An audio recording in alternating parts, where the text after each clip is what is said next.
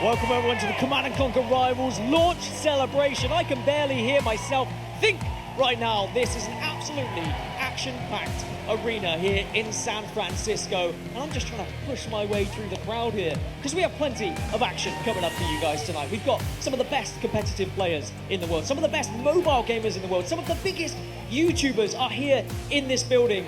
And you guys at home have the chance to earn some in-game rewards today as well. So make sure you keep on your streams, you keep watching. So sit back, relax, and enjoy the Command & Conquer Rivals launch party.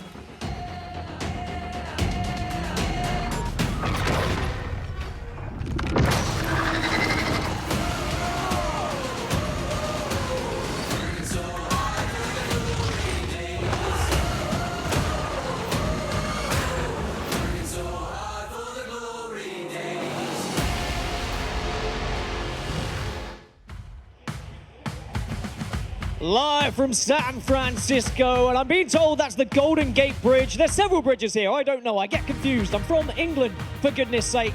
But if that video doesn't get you hyped, I don't know what will. We are absolutely packed here in San Francisco. Plenty of people just wanting to see and want to celebrate Command & Conquer Rivals. It's the launch here today. And of course, we are super excited to see the direction of this game and what is in store for us for the future of Rivals. My name is Dan Gaskin, and I will be your host throughout this evening. And you know what? It is an honor to be here today. But of course, it's not just me. It's not just myself. I have friends, thankfully. I have Excoundrel and Humanist. Gentlemen, I mean, this is quite the evening, isn't it?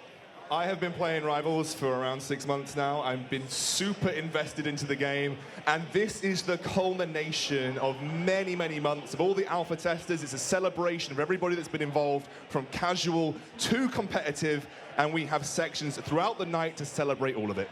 Yeah, I mean, we're here to celebrate for good reason. These devs have put in so much work to create an awesome game and experience for us, but I'm here for the competition. I mean, I want some games to start. Damn, what's going on? You're scaring me. You're intimidating me, but either way, you're exciting the crowd, and that's a good thing. Right, what have we got coming up on the show? I hear you ask, and I hear you through your TV screen somehow, through the magic of television. Well, we have our stars versus superfans. We have 3 YouTubers. They put on a competition. They invited their biggest superfan who won that competition to take them on today. So it's Scoundrel. These fans, they get to go up against their idols in CNC Rivals. Yeah, this is going to be a little bit of quick action, 20 minutes, winner takes all in terms of how many wins you can get on the board. It's superfan versus content creator, and over that course of the 20 minutes, they've got to get as many wins on the board as possible. I'm looking forward to the creativity. Some of these guys are moderately new to the game, so we're going to see some wild stuff. And then next up, we have the competitive showcase. What I think you're excited for, Humanist. This is where 4 players are going to be competing against each other to earn you guys at home in-game rewards. It depends what region you're from. We're going to have Europe, we're going to have North America, Southeast Asia, and East Asia all being represented. If that player wins for that region, every single player from that region will get in-game rewards. So me and Keenan are looking forward to Europe winning. Biased. Whereas I'm sure you're going to be hoping We know the Americas are going to come through and probably win this whole thing, but, you know, I won't be too biased until we get into the finals. I think we're a little bit outnumbered. Yeah, I think we're being a bit outnumbered here. But remember, if you want to get involved, let us know who you think's going to take the competition, who you're rooting for. Use the hashtag CNC Rivals on Twitter, and make sure to tweet us. We also have big reveals here today as well. I know Excoundrel's been quaking in his boots. He's excited for this one, aren't you? If you guys are players at home of CNC Rivals, the reveals that you're going to get today will blow your mind. They are insane. The in-game feature, I am thoroughly looking forward to. It will change some of the ways that you play Command & Conquer Rivals. reveals, and I'm especially looking forward to the GDI unit reveal. So if you're interested in that kind of thing, you have to stick around for that massive reveal later on. And if that's not a big tease, then I don't know what it is. He's got me tingling, so I'm sure he's got you tingling as well. Finally, we have Nick and Knight versus Molt. Of course, earlier on in the show, we're going to have super fans going up against their idols, against the stars. This section is going to be the stars with their super fans going up against each other. And I'm being told Nick and Knight and Molt, they're like friends and they're enemies. They're like frenemies, basically. Yeah, frenemies a little bit. Obviously, it's nice to play against, you know, the guy that you're a big fan of, but then to be on the same team later on, it's going to be a really cool deal for these guys. So Nick versus Team Molt. We'll see who's going to come out on top. Yeah, there's been some questionable words already thrown around by both of those players, so I'm excited for that one. But before we do get there, of course, we have our stars versus superfans coming up next. Now, we were lucky enough to speak to some of those stars, some of those superfans yesterday. Let's see what they had to say. To be honest, I don't know what to expect about my superfan because I know Christian has followed all my games and all my gameplays on YouTube, so he might be pretty good at the game, but I don't know. My name is Christian and I came from Spain. The best strategy to win the game is take it easy and enjoy playing. I'm gonna talk to him, but probably telling him like a different strategy than the one I'm gonna use, you know, mind games and that kind of stuff, and I will probably discuss my strategy with Pat and OJ. So I have met my superfan. His name's Rich. Really excited to get a chance to play against him. Seems like a great guy, and it's a shame that I'm gonna have to embarrass him on stage. I'm playing against Chief Pat. He's really friendly. He also seems like he's pretty competitive too. So we're gonna just see how this turns out, I guess. Who I'm going to be teaming up with is OJ. I'm really just looking forward to just getting to hang out with him a little bit. I'm definitely going to talk to the pros some and get some help with some deck creation, and then just start working on learning those decks. I'm just going to build a simple deck, something that has a progression to it, kind of like a slow tempo. It starts building up mid-game, then late game, where I annihilate my competition.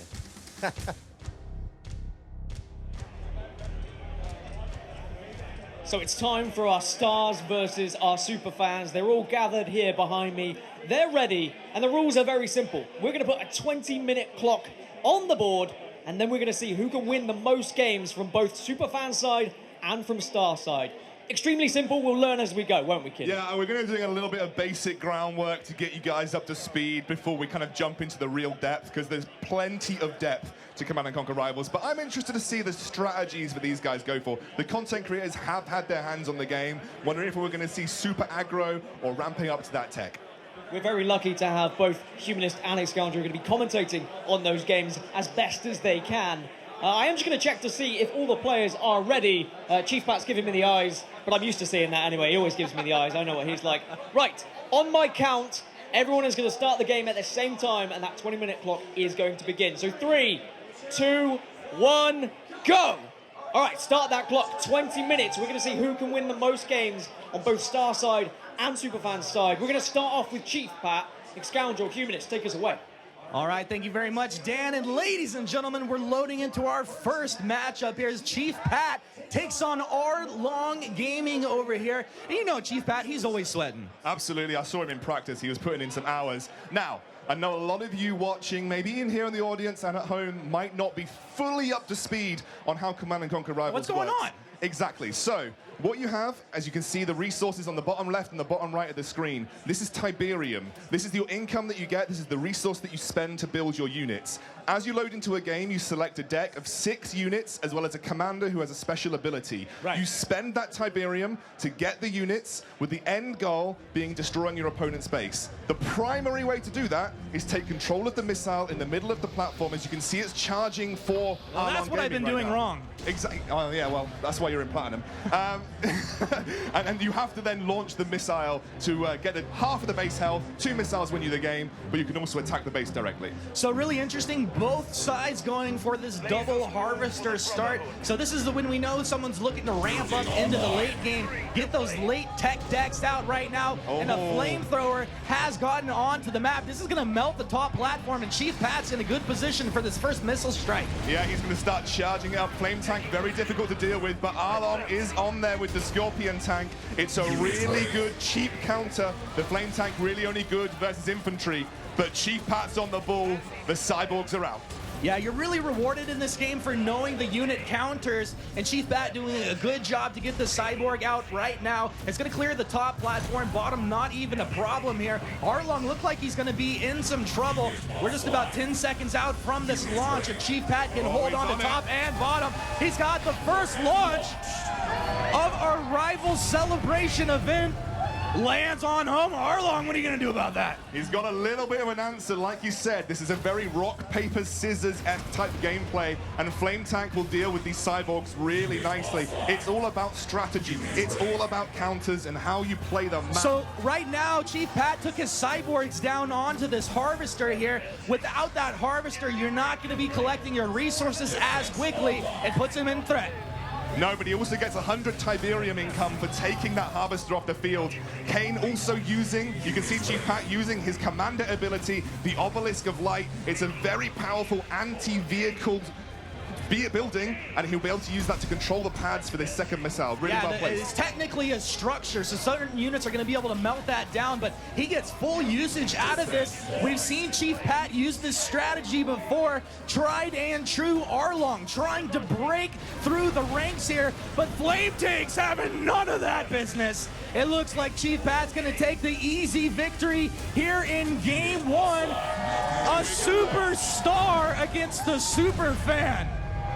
Really good start for Chief there. He's got a really well-built deck. We're going to hand over to Dan to have a word. Ah, Chief Pat, Chief Pat, Chief Pat. You talked a lot of smack coming into this, and I was hoping you were going to fail, but you haven't. You've succeeded. I mean, was this a lot of preparation coming into this event? Yeah, honestly, I went full try hard, whether it was rehearsals or beforehand. I'm trying my best, but we're in a race right now. We need to get into another game. Yeah, I'm sorry. I'm not purposely distracting you, I promise.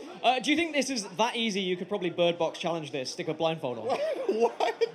No, definitely not. No. We're my man Rich. We've had some good battles, and I know he has a special surprise for me in game 2. So I'm ready to get into it. How are the others doing? We'll check on them in a second. No one's won yet. You were the first victory. Okay. Arlong Gaming. Apparently, you have a special surprise. Is that right? Yeah, I'm gonna try to use something. Hopefully, he hasn't seen yet.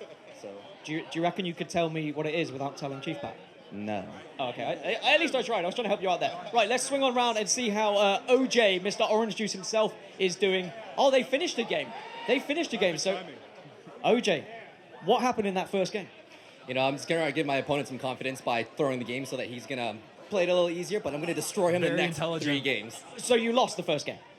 Pretty much. Okay, so I just wanted to clarify. So you took game number 1? Of course. Why, of course? Well, how would I know that you were going to take number 1? I mean, it's OJ. Oh, I see. Okay, yeah. A little bit of smack talk. I'm liking it. Talk me through your nickname, your game attack. It's Orange Juice. Why is it Orange Juice? You know, when I first started, I didn't know what to pick. I was just kind of flustered, and I looked around at my table, and I was like, oh, there's a cup of orange juice. That is my name now.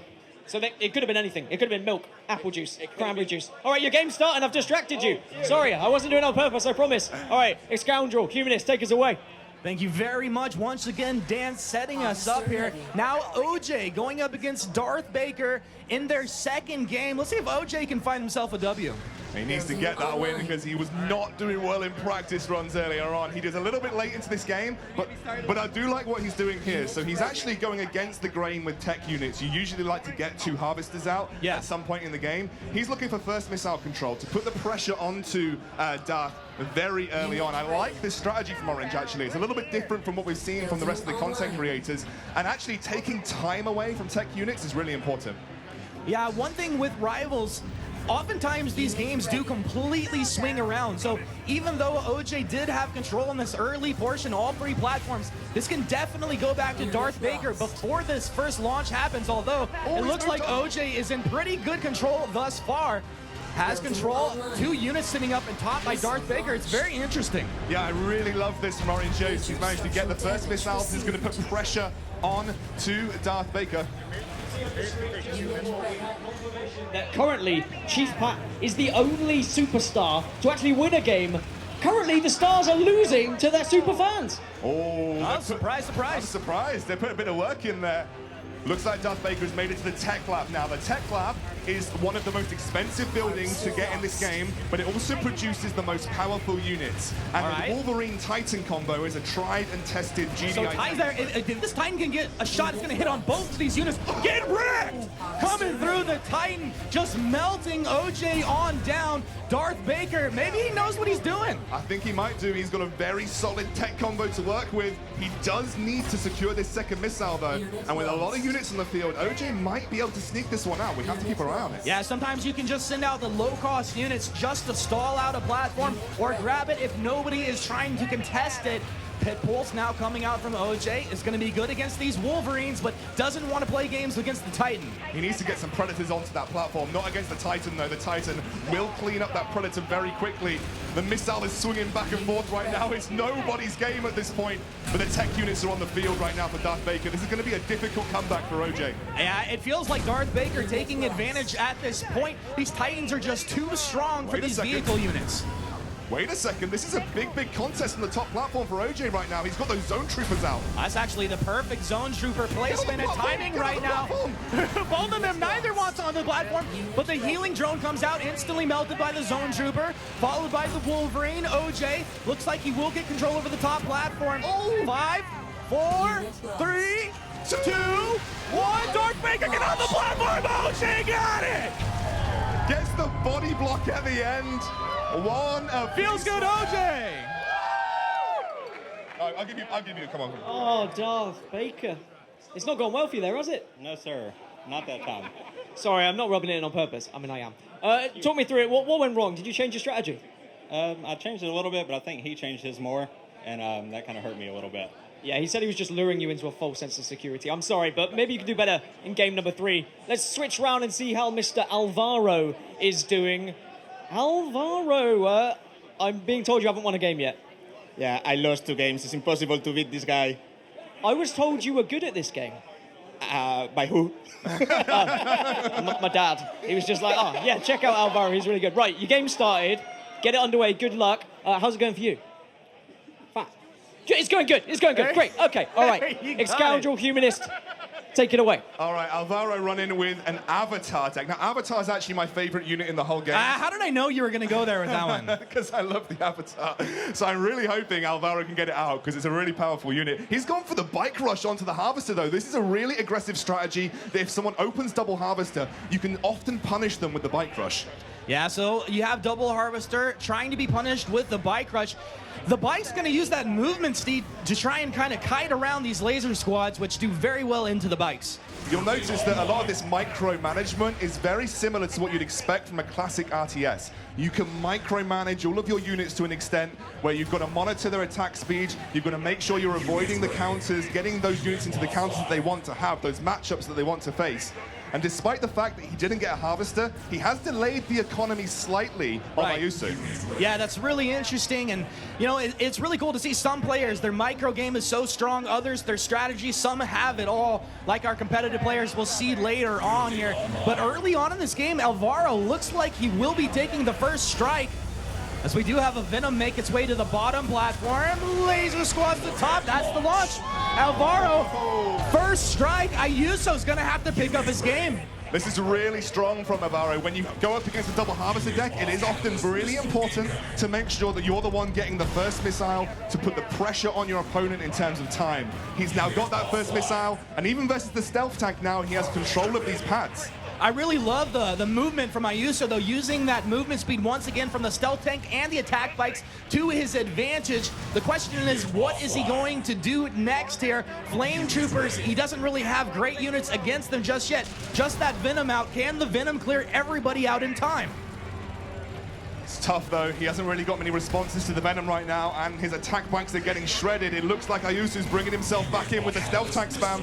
Looks like Missile comes in, move once again. Nice micro. Ayuso, he's on point, roasting the units coming in from Alvaro, turning this game around. Second strike of the game goes to Ayuso as Alvaro's base takes damage. Both squads one strike away from victory. Oh, I don't really know how much we've got here. He's going for the base. This is a stealth tank what? right now. Oh, you don't want to waste your stealth tanks like that. That was a bold move. It was a bold move, didn't work out, Cotton. But we've got to make sure that you use those to just spam the units. Here comes the flame tank. Not great into vehicles, but it is moderately tanky. Yeah, it's pretty tanky. But I like the stealth things out here getting that. And look how fast those are. That is just crazy. Plus boosted up by Xana, the commander for Ayuso. Really good micro coming out from Ayuso. He's using these stealth tanks, dropping the missiles, then moving them out and bringing them back into the field when he needs to. Let's go, Ayuso! Got the launch, Alvaro! Unfortunately going down once again as the super fan picks up another victory. Alvaro. I don't really want to talk to you, to be honest. I'm going to talk to you instead because you're actually good at this game. Preparing for this event, was there a lot coming into it? A lot of pride on the line, do you feel? Huh? Can you repeat, please? Do you think there was a lot of pride on the line coming and playing against Alvaro? Yeah, I think so. You really wanted to beat him, didn't you? Is this not a little bit embarrassing for you?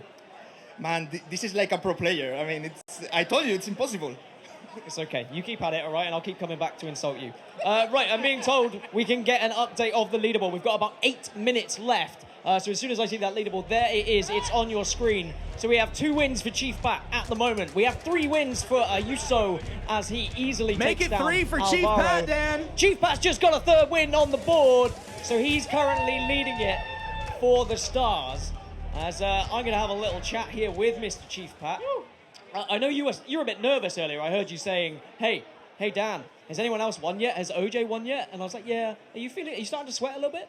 Honestly, the thing I'm most nervous about is how my chin looks on this camera right now. So we'll see. I'll take a look at the Velvet after and see how it turns out. Now, it's been a good couple of matches. There's a lot of looking down with mobile gaming, Yes, isn't it? yes. It's all right. You can hold it up if you really want. True. That is very true. Can we see a demonstration of you play? Can you play this whole next game looking up? This requires arm muscles, and that's just not happening for me. So you I'll need stick to right here, chin tucked in. You know, maybe some PJs on. Okay. Underwear optional, and game. All right. Best of luck. On the other side, Mr. Arlong Gaming. I mean, I'm not going to say it's going bad for you, but it's going pretty bad for you, isn't it? It definitely is, yes. Do you think that maybe you need to just give me the phone and I'll play for you? I mean, if you want to try. No, I wouldn't do that, would I? I'd probably embarrass myself and you at the same time. Right, let's kick off another game. Let's get this one ready. Excoundrel Humanist. Is this the kind of level of play you're expecting? Has anyone surprised you so far? Chief Pat surprised me. He's definitely got a grasp of good deck building skills. I've seen his decks have been pretty balanced. Ayuso's micro is actually pretty good for a guy coming into the game that I didn't know he had much experience. So I've seen some good play here. See if Chief Pat can pick up another win. All right, well, let's kick this one off. Guys, take it away. All right, let's see if Chief Pat can stack another one on the board and take it to 4 victories overall. Arlong trying to find his first victory here up against Chief Pat, the superstar indeed. He's going to have to change some things up, though. He's going for a rush here, but this is a really nice defensive start with the laser squad here from Arlong. He's even going to move it round. This map, as you see here, all the maps in Command & Conquer Rivals are very different. They have different terrain, they have different platform locations, a number of platforms. This is a very risky map because your harvesters are so exposed to all of your opponent's threats. Going double harvester like this is actually very risky versus a lot of players because they'll be able to abuse that very quickly. So what do you think about that? I mean, Chief Pat, he sends out the attack bikes, they get melted down, he goes for the second harvester. Smart choice? Well, I think both of them going double harvester takes the pressure off just a little bit. I want to talk a little bit about deck building, though, because you might have heard me mention it. I thought Chief Pat actually had some pretty solid deck building skills going on. When you build a deck in Command & Conquer Rivals, you have to choose from 6 units. So you want those units to be able to have a spread of good counters and bad counters. So you want to be able to know that you have an answer in your deck to something. An answer to air, an answer to vehicles, an answer to infantry. There's always a weak point, though, right? Exactly. Every deck's going to have a weakness, but you want to cover those weaknesses as much as physically possible. Oh, Rockworm coming out for Chief Pat. This is one of the most fun units you can actually build. You see those rocks kind of crumbling forward. There's a unit underground that cannot be attacked right now. Wait until it pops up because it deals damage when it pops up. He's looking to go for the stealth tank, I think, here. Put a bit of damage on. Sorry, the tick tank. The tick tank right there. Not a lot of damage on the tick tank. Tick tank can absorb so much damage once it sets itself up. But that Rockworm also can take a beating. You see two units focusing it down. Yeah, the cyborgs and the laser troopers are very good versus rockworms because they're infantry units. They don't take much damage from the rockworm directly. But wait, Chief Pat sneaks the missile while all of this is going on. Yeah, Chief Pat is almost easy peasy. He's held down that top platform with his militants from the very beginning, using this obelisk to his advantage. When will he ever give this strategy up? He's really, really good with his missile control, and it's something that I haven't seen too much across these games. Chief Pat is very good at making sure that that first missile goes in his favor, and then he is able to pressure his opponent through pure time. Rockworm popping up now. I wonder where he's going with it. Is he rushing the base with the Rockworm? It's kind of interesting plays. 3 Rockworms coming out from Chief Pat. At least we're going to have some Ella giggles out here. This is what I'm talking about, and really what I was hoping to see out of these players. So this strategy used to be really good, and then EA were like, nah, that's not fair. We need to nerf the damage to buildings. And I can appreciate that because I was getting wrecked. Me too, mate, me too. But he is doing some significant damage here. Yeah, significant damage. You need like 3 Widowmakers on the other side, though. Wait a second. Widowmaker dealing damage to the structure. Another missile going out. Chief Pat does need to deal with this Widowmaker. Actually, Arlong! Oh, look how close. What's going on? So close. One more Rockworm is doing damage underground. Widowmaker's chopping him out. Arlong is going to get Chief Pat down! Arlong takes it home! Let's go, baby! GG! That was pretty intense. You must have thought your back was against the wall there, but you pulled it out. How does it feel? It feels pretty good because that was a little rough. And I think you've done a big favor for the rest of the stars as well because you've slowed down Chief Pat, so a good job on that one. We'll see how everyone else is doing. Oh, we're just jumping into a game. Oh, here. we're just jumping into a game, so just quickly with OJ. OJ, what went on in the last game? I slipped. I had that game, and then I taken him off the beacon, and I just lost the missile, lost the game. I don't even know what happened. So in other words, you lost the game? Yep. Okay, you keep finding different ways to tell me you've lost the game. It's quite... I feel bad for you. Darth Baker, just quickly, before we get into this game, how did the name Darth Baker come around? Well, Star Wars is my favorite series, and my last name is Baker, so Darth Baker, Darth Vader. I was hoping you were a baker, and maybe you baked Luke Skywalker muffins or something. I could. That would be interesting. It would be I might interesting. have to look into that. Okay, maybe we've got a business plan here. All right, whilst he thinks about the business plan, you guys cast the game. Thank you, Dan. Oh, OJ going with a very aggressive setup of the MG squad here. Now, the MG squad is a unit that sets up. It takes a while to set up, but once it's there, it's pretty tanky and deals pretty significant damage to vehicles and infantry. Although OJ's just reset it up here. Yeah, a bit of interesting move, but OJ with the clean first strike coming out here, and it was like borderline uncontested. So right now, the standings is Darth Baker and I think Alvaro's Superfan. They are right now 3 apiece. So Darth Baker should need to get this win to put himself in a tied position. Ayuso's about to get another one himself too right now. So that means Darth Baker, the pressure is on, and he's got to get this game to keep himself in that contested position. And we've only got 45 seconds of this round left. 45, can you guys hear that right now? Are you sweating? They're pretending like they can't hear us right now, but we're actually in their ear. This is probably pretty hard for them. All right, looks like Darth Baker, he's trying to keep that double harvester going. He's working up towards the Avatar, I feel. He's just not got enough Tiberium to work with it right now. I don't think he's built a tech lab either, so the tech lab is not out. It looks like OJ, with the early pressure here, he might be coming out on top. OJ, I feel like OJ has been adapting better than a lot of the other players. He was getting smoked earlier. He's lost a few here, but definitely adaptations on the fly. Pitbull, not even the best unit, but somehow doing work right here, right now. OJ's gonna take the victory. Dan, waving us over to this other monitor. Dan, what's going on? We got 2 seconds left, make that 1. The timer stops, and we will finish these current games as we see the standings. Dad, join us for this. Join us for this. Tricast, baby! This is very interesting because Ayuso was on 3 wins. Darth Baker was also on 3 wins, which means if Ayuso can take this one, he goes to 4. Darth Baker might also be on 4. We might need a tiebreaker. What do you think of the strategy, Dan? Break it down. Strategy's great. I've heard you shouldn't. Break it down, Dan. You shouldn't walk into Tiberium with your troops. That's a bad idea. Bad idea all Build around. lots of big mechs because they hurt things. Titans are good, I've heard. The third missile does launch faster than the first 2, so that's super important right here. Ayuso, as he takes control right at the very end of this game. Oh, the harvester's coming out. He has to get it onto the middle platform, Alvaro. You've got to get Alvaro, move on onto the middle platform, Alvaro! Why does it keep happening? Why? Why, Alvaro? It was there. I was tapping. You didn't tap fast enough. I know. You've lost. I know. Leave. No, I'm joking. Please stay. Please stay. All right. I will slowly get confirmation of who is winning. I'm being told Chief Pat is our winner, and also Ayuso, that win secured you the victory. So I guess I can have a chat with you right here. You are our winner of the Superfan side. What does that mean to achieve that? I'm the best. You are the best, and I'm very proud of you. What's next for you? Do you think you'll be sending him messages for quite some time to rub in your victory? He's also a good player. He's a good player. Yeah. I like that you're nice to him. Thank you so much, Alvaro. Right, we're gonna twist on round to Mr. Chief Pat. Chief Pat's taking photos with someone. Nice. Hey, why did I get get out in of that? here. Why did I get in that Get photo? out of here. We're going to take a look at the scorecard as well, just before I do speak to Mr. Chief Pat, and we'll see what the leaderboard currently is. Look, Chief, you got 3 wins. I'm pretty happy with that. I'm pretty happy that it was close in the end after your early domination. On the other side, Ayuso got 4. Right. So even though you won, got 4. you did get 4. Okay, okay. Apparently he got 4, but that's fine. Right, Mr. Chief Pat, 4 wins once again. I think you were probably the favourite coming into this. What's next for you? Are you going to be a CNC Rivals pro? I don't know about that, but it was definitely a lot of fun today. Honestly, anytime I can get the chance to compete, especially at an event like this, it's a lot of fun, and that was a blast. I mean, I was super nervous the entire time. It was really cool.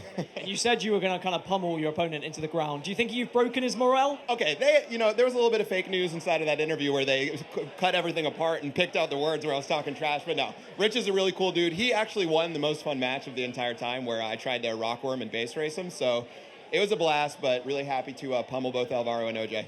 I'm very proud of you, and it's great to see you again.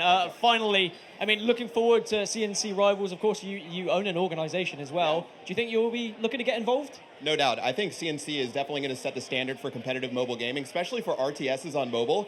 There's a reason that no one's been able to get it right today because it's so hard. And CNC Rivals, especially with the hexagonal plays that you can make using all of your units, I'm really excited for competitive and definitely take a look for Tribe in 2019 in CNC. Oh, thank you so much. Well, speaking of esports, thinking of competitive gaming, that's what we've got coming up next. We have our competitive showcase. 4 of the biggest players duking it out to try and win you in-game rewards. We chatted with them yesterday. Let's see what their strategy is coming into this tournament. Generally, when I try to build a deck, I take a few different factors into account. So the cost of the units is very important. The main goal of the deck is also very important. If it's about playing aggressive, if it's about scaling to the late game, if it's about harassing harvesters or controlling pads, there are a few different things that I take into account when I do build a deck. And I would have to say that building decks around protecting certain units that are stronger and can fire a longer range is probably one of my favorite things to do. I play basically everything. I mostly avoid tech units, but for the most part I look for things that are quick, mobile, and work well in the meta. My strategy for building decks would be to have whatever the meta unit currently is. So currently at the moment I would say that's Flame Troopers and Shockwave Troopers. They basically dominate all infantry battles. So by playing just one of those, you already have a huge edge in the infantry war. Then you need to have a unit that breaks that mirror. So you don't want to be playing mirrors all day. So you need a unit that is a vehicle that kills those. So something like a Talon or a Venom. Then you need something that kills air. At the moment, you can just play bikes and pit bulls as an anti-air unit because air has had its hit points reduced so much that it's no longer a viable stand and fight strategy. You have to use it as a sort of back and forth microing strategy. So you get an anti-air unit in there, and then you need something to fight those, which is a tank a lot of the time, or an artillery piece. At that point, you've used about 4 of your unit slots, and you then have 2 unit slots for whatever you feel you're weakest against. And then you work out which commander suits that deck the best.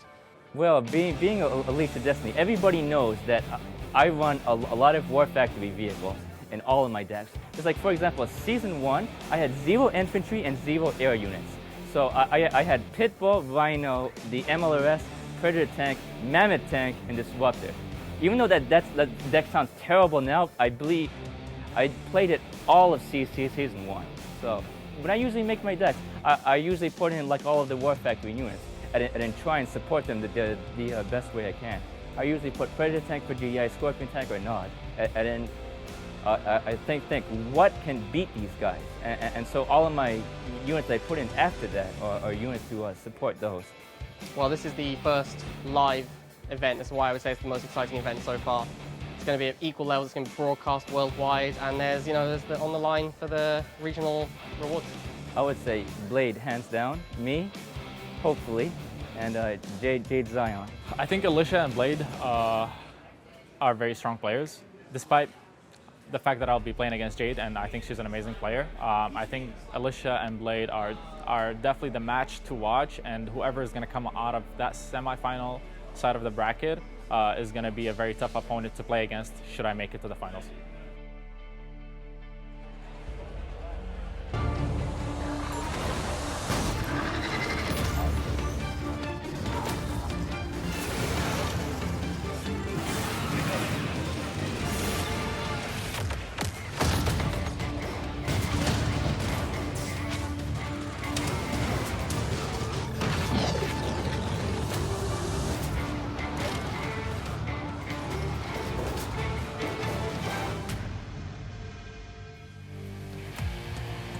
Welcome back, everybody, and we're here. We're at the competitive showcase, my favorite part of the show today, and I can almost feel the floor shaking from Humanist, vibrating in the corner from just excitement. He's so excited for the competitive showcase. I'm not alone, though, here. I am also with Nivalu and Gasti as well. Now, remember, in this showcase, we're going to have 4 players. They're going to be going up against each other, representing each region to try and win you guys at home in-game rewards. What are those 4 regions? Yep, so for the first match, we have Alicia Destiny representing North America versus Blade representing Europe. Alicia Destiny, man, she is the queen of the War Factory. She's a GDI specialist. She's pretty consistently been rank 1, I think, in like almost every season. Literally every season. Yeah, actually, since we've been in yeah. soft launch and live. She's an incredible player. Going up against Blade, also pretty consistently, you know, top of the leaderboard, top 3 at worst, maybe top 5. He's a Nod specialist, so we get to see, you know, a showdown of the factions, which will be really fun.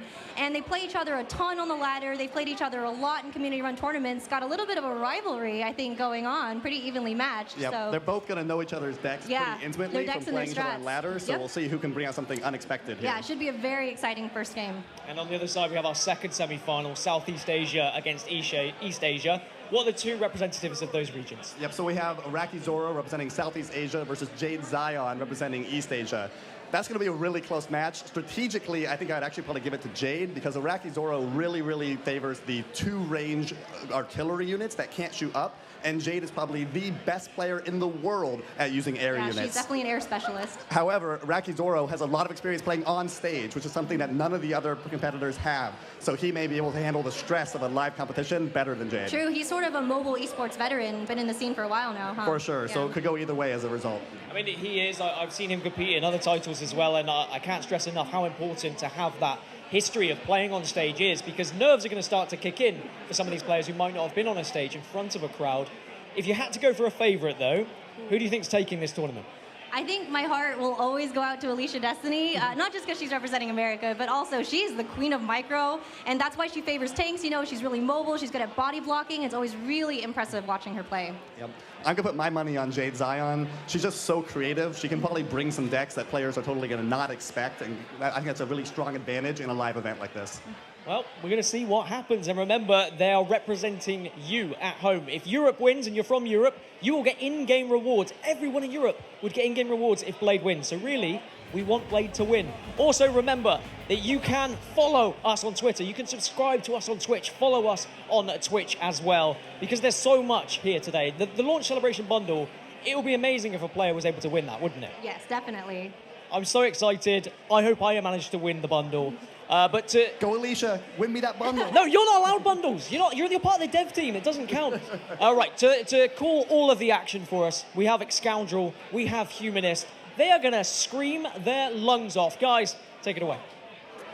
Thank you very much, Dan. I am super excited. We are about to showcase the very height of competitive Command & Conquer Rivals right now. If you thought what you saw from the influencers was impressive, you're about to see levels of micro, you're about to see levels of deck building and strategy that these guys have cultivated for 6 months plus. And we have some of the best players in the world right now.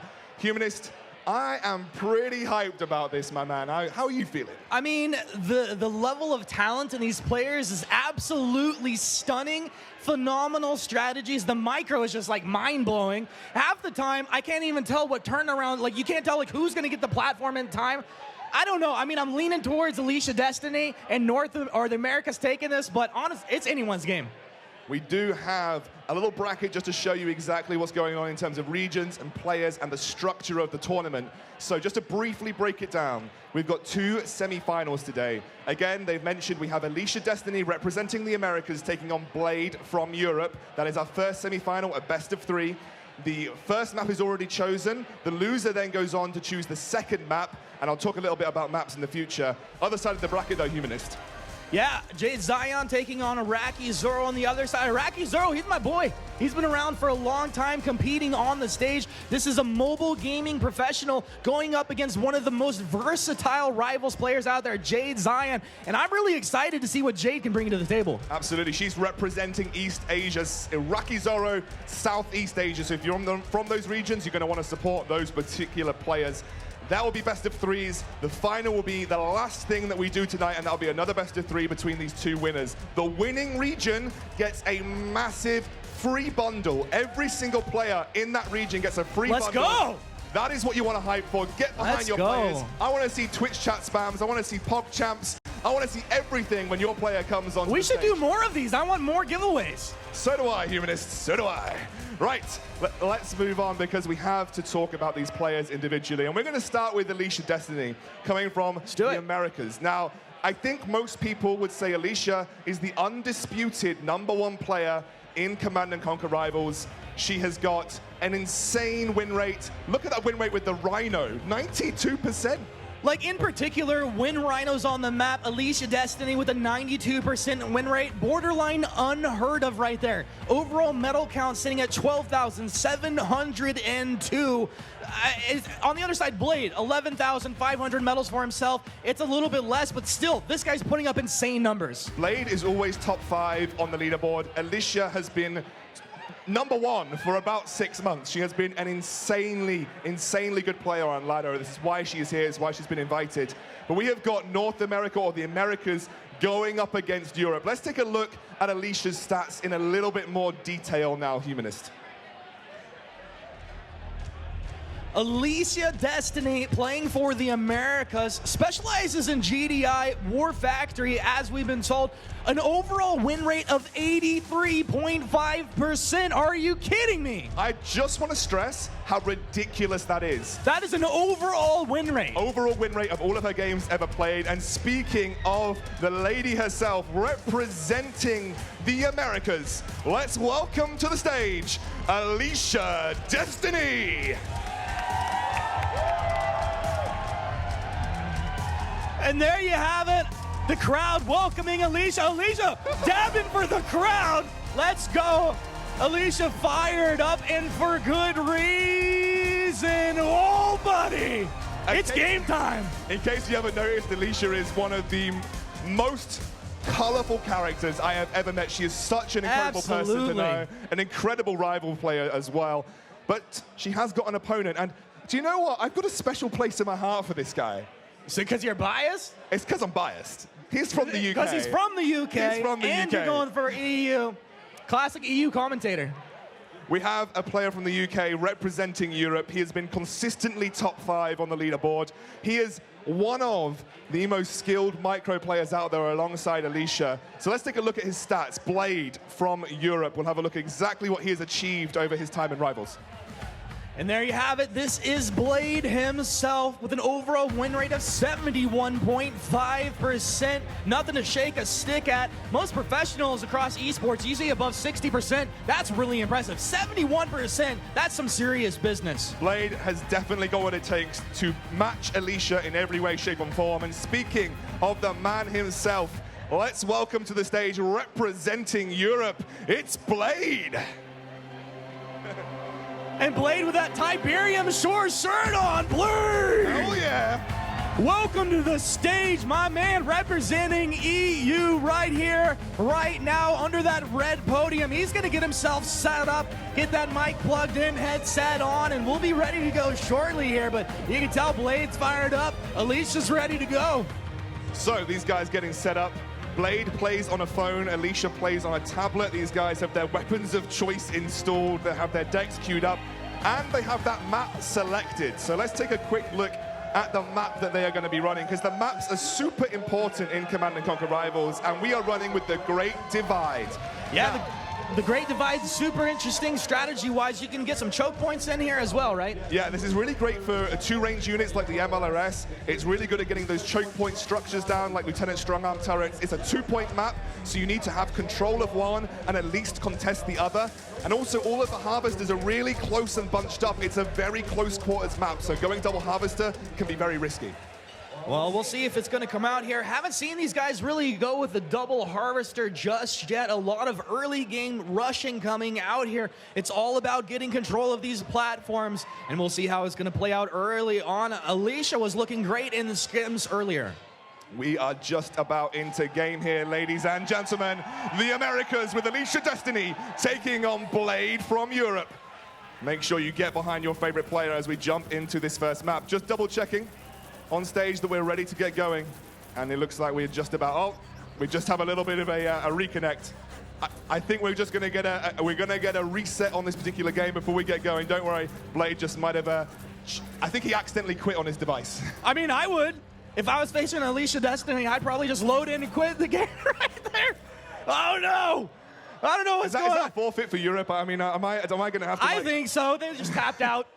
We're out of here. I don't want to. I don't know if there's free drinks. They're probably just going to get over there. I'm going to humble brag here. I don't want to give anyone. Did we mention this is a best of 3? It's a best of 3. Yes, I did mention it earlier. It's a best of 3. So I don't want to humble brag, and also don't want to dash anybody's hopes from Europe. But I did beat. Don't humble brag. I know you were going to do this. I did beat Blade on ladder earlier, so I don't know how everyone feels about that. I'm not the best player. Blade was eating nachos while that happened, so really not too much to brag about. Oh, I'm only joking. Blade would trounce me any day. I just had slightly higher shockwave troopers than him. Yeah, definitely, it's an important deal. But I mean, I think that's something to mention. So you're up here, you know what you're talking about. You've been grinding a lot. I am currently 31 on the leaderboard, I think. Where'd you start the day at? 39. 39 to 31 in one day. This guy. I put time in, man. I could be up there. I'm not good enough to be up It's pretty impressive. I'm sitting down at Platinum, so you know I'm not gonna lie about it. I'm having a good time, but. All right, ladies and gentlemen, it looks like we're now resetting. Well, let's get back into it. Let's make some noise in the crowd. Americas with Alicia Destiny versus Europe. Let's go! All right, we are off to start. It's a double War Dog match right now. Here we go. Double War Dogs coming out here. Alicia Destiny, no surprise. It's just a micro game. You know, you see where Alicia Destiny's placed. That is the choke point you want to block off here. Absolute mirror match between these two now. We're going to see the pit bulls come through. Now, Alicia is an incredible micro player, and her pit bulls are always really hard to take down. We'll have to see how these guys play it out. One of the things about the pit bulls is they can also attack as they're moving around here, so the micro, super effective. Now Predator Tank coming out for Alicia Destiny while MLRS sets up for Blade. This is an MLRS tech that's come out very early for Blade. He's going to need to move it up a little bit, though, to get some pressure on these points, and he is slowly moving that MLRS up. Here comes the Predator, though. You got to get the Predator Tank down right now. Will he be able to do it? No, he has to move it. It's taking him down, completely wasting the resources. Second MLRS comes out, but Alicia Destiny has control over the platforms. Looks like first launch will be going to Alicia. There's your first launch here in your semifinals as Blade taking damage on his base. Can he turn this around, though, scoundrel? He needs to get a body block in that choke point just above his MLRS. The War Dogs will do the job while he sets up, but if he gets this MLRS in position, it can be very hard to take out. Blade is not out of this game just yet. I really love the MLRS plays right now, but the thing is, you have to pick a perfect position. You have to set yourself up, and it's roasted down again. Alicia Destiny making the perfect plays at the perfect time right here, and I'm not sure Blade can pull himself back into this one. I don't know. I think there's too much control on this pad right now, and there's too much pressure on this MLRS. Alicia Destiny's doing some serious work. Serious work. Jump Jet Troopers coming out here onto the Predator Tank. Blade trying to move him onto the top platform. Contested on the bottom. Once again, you got to get on the top platform. Alicia Destiny, Blade, can he swing this around right now? It feels like it's going to go over to Alicia. Blade, all he's doing is stalling out for right now. This is about to do it. He's got the top Blade. He can't get in right here. Blade's going to get the second missile launch, tying this game up. Oh, the jump jets coming to the rescue for Blade. He just needs to get another MLRS in position. Maybe rely on those jump jets. The jump jets are very good at dealing with heavy War Factory type decks. Yeah, so it's the vehicles that you want to get the jump jet troopers out, and that was everything that Alicia had on the map. Exactly. Another MLRS is making its way onto the field. Can he protect it this time? Can he take out these Predators? Yes, he can. Predator tank down. Shockwave troopers doing work up on the top right platform here. Looks like Alicia now starting to get control finally, but finally a Talon coming out from Blade. First air unit coming out, and this is going to be great against the ground units for Alicia. But Alicia building up this third missile strike. It's going so incredibly quickly right now. Blade, you got to get onto the platform. He stalls it out right at the last second here. Can he hold on to it? Alicia, she swings it. It's the launch. Alicia Destiny taking victory in our first game of these semifinals. Oh, that was so close. I tell you what, Alicia showing micro skills to the absolute max. I don't know if you noticed when the MLRS was set up around the second missile. I noticed. She did something called stacking, which is where you stack your units on top of each other, making it very difficult to select. I think she's checking her heart rate right there. I'm checking my heart rate. Just a little bit. That was very exciting. As you mentioned, though, it's like you have to be so careful with where you're positioning the MLRS. It has to get set up. It's pretty weak if you can get on top of it, and it just didn't work out for Blade. Blade never quite got that MLRS into position. Really, you want it in that choke point in between those two platforms, because then you've got spread control of the bottom and the top platform. Let's take a look at some replays from that match, though, see if we can see some of the sort of micro things. This is that MLRS trying to push up onto the third missile here. Unfortunately, Predator's really good if they can get up close and personal, and you can see this was desperation from Blade. He just wanted to contest the pads as long as possible, but unfortunately, Talons and Jump Jets just not doing enough for him. Yeah, I mean, I think Alicia pulling out the Shockwave Troopers at the perfect opportunity there. It's really countering out the Jump Jet Troopers out of Blade. It was the smartest thing you could have done in the moment, and we'd expect a player like Alicia to make that play happen. So our next map's going to be open water, which we'll talk about in a second. But I believe we have Dan, Nivalu, and Gasti standing by to talk about that game, because that was insane. What a perfect way to start the competitive showcase. The crowd was going absolutely wild. I mean, I got a little bit lost, but you two, that's why you're here. Talk me through it. What happened in that first game? Oh man, what a game. You can really tell how much these two players have like practiced against each other, played against each other on ladder, with Blade bringing the Malheurs because he knows that Alicia's going to run a very, War Factory vehicle heavy deck, and she was ready for it. She had those Jump Jet Troopers ready to counter it, but then he had the Talon. It was just counters on counters on counters. Really close match. I think the stress of playing on stage, though, may have gotten to him. Blade was spawning MLRS after MLRS, despite Alicia having the Predator tanks in position, and Blade just did not have enough units to block for that MLRS. And at those two range units, you need a big defensive line, and he just didn't have that, and wasted a ton of Tiberium rebuilding them over and over again. And I think that's one of the things about mobile gaming as well, is it's all about your fingers, and if you are shaking, you are going to struggle. Like, it's different holding a controller. You can you can get used to it, you can control those shakes, but when it's your fingers, you really struggle. All right, what do we think we need to see in the next game if we're going to see a turnaround from Blade? Definitely. So I think for the next game, I'd like to see Blade either lean into airs, especially anti-vehicle air, since that's usually pretty good against Alicia's deck. She doesn't tend to bring a lot of anti-air other than maybe pit bulls. Or just, lean into his specialty, play some Nod. That's what he's good at. That's what he should bring out. So that's what I think we're going to see. I think we're going to see Blade switch to Nod and bring out Giga Cannons. I think he's learned from his mistake, and the Giga Cannon's going to be really strong against a lot of what Alicia brings. It can wipe out those dogs. It can wipe out all of the units. She uses to cleverly body block off platforms. I think that's going to be Blade's best bet. So maybe we'll see Nod come into it for Blade. I'm wearing a Nod pin, but it's just because it matched the bow tie. I'm GDI, really. Ex-Scoundrel, Humanist, over to you guys. Oh, baby. Blade needs to bring it back for Europe. I'm feeling it in my bones. He might be switching to Nod, which is his speciality. He's more of a Nod player than he is a GDI player. And he looks pretty calm and collected, but Alicia looked very good in that game, Humanist. Very good. Yeah, I mean, I think it's something we have to take into consideration. Iraqi Zoro, out of all these players, the only one that's been on stage before. So both of these players, nerves definitely could have come into play in that first matchup there.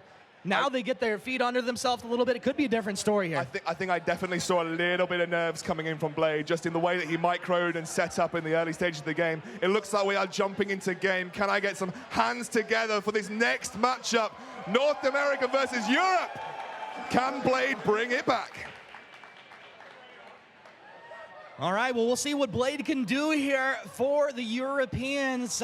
He's definitely going to have to do a lot of work if he's going to be taking the victory in this semifinals. Going to have to take this game 2 and game 3 for a reverse sweep. Blade can definitely do it, but early, Alicia playing some solid games. I think just from deck matchups here, I am definitely favoring Alicia if she can get the Phantoms and the Infernos out. I actually don't know if Blade has got enough in his deck to deal with an Inferno and a Phantom spam if he doesn't get control of this first missile and push it very quickly. That is my worry for Blade in this game. I thought it's really interesting they were talking about Blade going over to Nod, but Alicia Destiny matching the Nod with her own here, has the Inferno and the Phantom in deck as well. We've seen her use this to max potential. It looks like Alicia's now got control. If Alicia wins first missile, I just feel like this is game over for Blade. Giga Cannon is out. I mean, this was key to victory. This is what they were talking about. Our analyst said if Giga Cannon can get to work before this first missile launch, it's going to be exactly what Blade needs. He needs to get to contest this middle platform, waiting here with the missile squad at the last minute. What's happening? Alicia Destiny taking a clean first strike as Blade borderline not even looking to contest. He's gonna, Alicia's doing a really good job with the Scorpion tanks, microing in and out of that Giga Cannon range. This needs to be Blade putting on pressure now, because if he doesn't, Infernos are gonna come out, and Infernos absolutely This is one of my favorite units. Like, honestly, Infernos, they do so much damage here. Look at that. Get wrecked! And both of those spots on the map, they're gonna continue to burn. So if you're gonna stand in there, you're gonna take damage. That was literally the perfect strike for Alicia. And I think Blade now, he has to spam attack by situation, but the Inferno is getting serious work done. Already a massive positive Tiberium trade for this one Inferno, and honestly, Blade is in dead water. He really, I just don't know if he's coming back from this position. You can't handle the Infernos. Now, Banshee does come out. You're going to need like 3 more of those if you're going to flip this game around. Banshee would do a lot of work, but there's the Phantom coming out the other side. Phantom, exactly what you needed. Great against flying units. Alicia Destiny pulling up exactly at the perfect unit with a second strike. Will take the first series victory here at the Rivals launch event. Alicia Destiny, the clean 2-0. Oh, commiserations to Blade and Europe, but Alicia Destiny taking that win. It was a deck mismatch, it really was. I just feel like Infernos absolutely stomp a Giga Cannon deck because you don't really have that many answers. But look at Alicia embracing Blade. They match each other at the top of the leaderboard all the time, but Alicia comes out on top. Really well played by her. I mean, how cool is that, though? You know, you play against your opponent online over and over. You get to come onto the live stage and compete like that. Even if you lose it 2-0 like that, you still got to be, feel good that you put your best foot forward. That first game was insane. That first game was so close. It was almost a mirror matchup between the two of them. But again, this is what can happen in Rivals. There's so much strategy that goes into every aspect of the game, and deck building is a major part of getting into the game. And that deck building from Alicia, it kind of dealt with the Giga Cannon so nicely. That's why, like, every time I see a Scoundrel, I just give him my device and I'm like, build me a deck so I can play it. I can play it. Building the deck, though, I mean, that takes the strategy. Absolutely. Let's take a look at just some of the replays. I think Alicia had control of that game from the very get-go.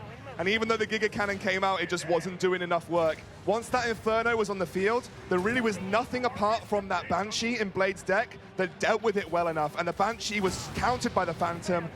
Everything was in Alicia Destiny's favor, and she had control from the get-go.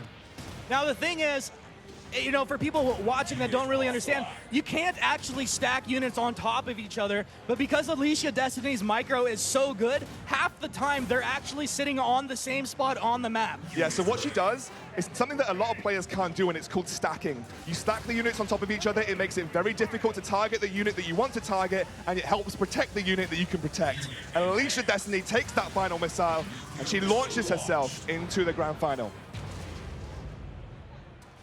Alicia Destiny, she commands, she conquers, and takes our first semifinals. But we have a couple more competitors coming up here. We do, but I do believe before we get to that point, we've got an interview with Dan and Alicia to talk about winning that semifinal on stage. So, Dan, take it away.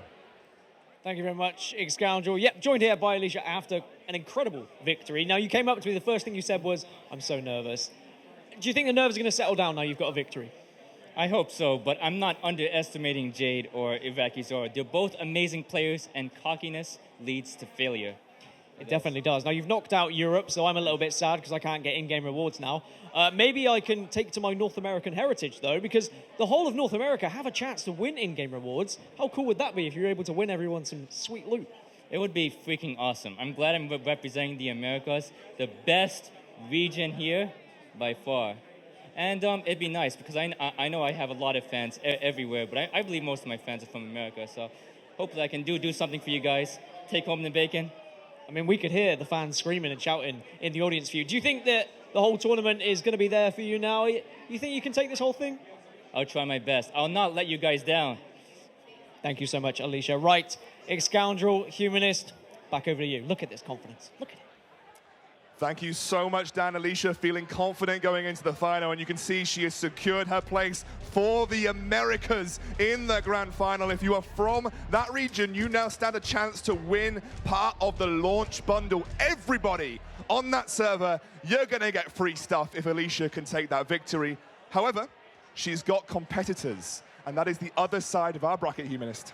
Yeah, I mean, right now, but we have Jade Zion going up against Iraqi Zoro. Both of these players, they have very distinct play styles. I think I'm most curious to see what Iraqi Zoro can do. We've seen this guy compete on the main stage before, win championships. He is no stranger to the pressure, and he is one of the fastest players to reach Tiberium. Am I correct with that? He absolutely is, but let's take a look at this head-to-head. Jade Zion going up against Iraqi Zoro. Jade Zion with an 85% win rate on the Talon, and Iraqi with a 55% win rate on his Giga Cannon. Now, Iraqi doesn't actually play much ladder. He's a guy who likes to scrim like crazy. He's in my alliance. He scrims a lot of the top players consistently, and he does very, very well. I think he got to Tiberium in one of the quickest times ever, and he has a lot of really good micro. Very well known for his micro as well, so I'm looking forward to this matchup. Yeah, I mean, like, I was really confused when I was like, wait, this is your total number of games played? But that's ladder games. He's playing so many custom games against the top players in the world, and this guy, he has just etched his name into Rivals history already.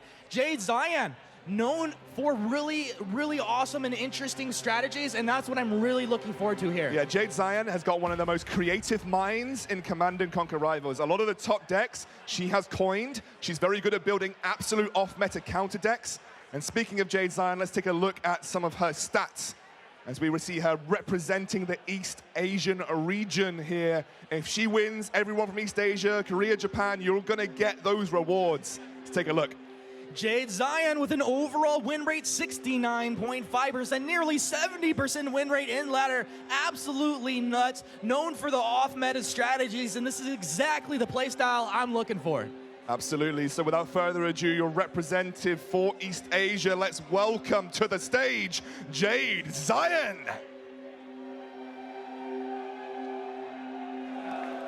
Jade Zion, welcome to the stage.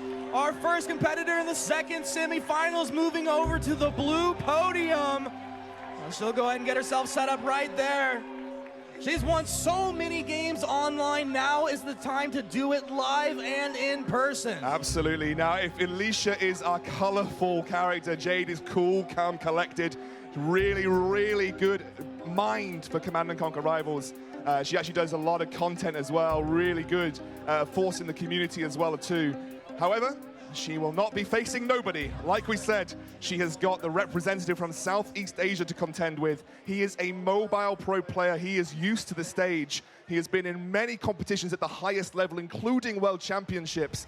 It's Iraqi Zoro. Iraqi Zoro, I mean, what can we say about this guy? He's got one of the best attitudes of all the competitors I've ever seen. He really completely applies himself. 72% win rate. Once again, one of the fastest players to climb up to Tiberium. Currently just playing mostly custom games against the top players in the world. Iraqi Zoro playing for Southeast Asia. We'll see what he can do. Speaking of the man himself, your representative from Southeast Asia, please welcome to the stage, Iraqi Zoro.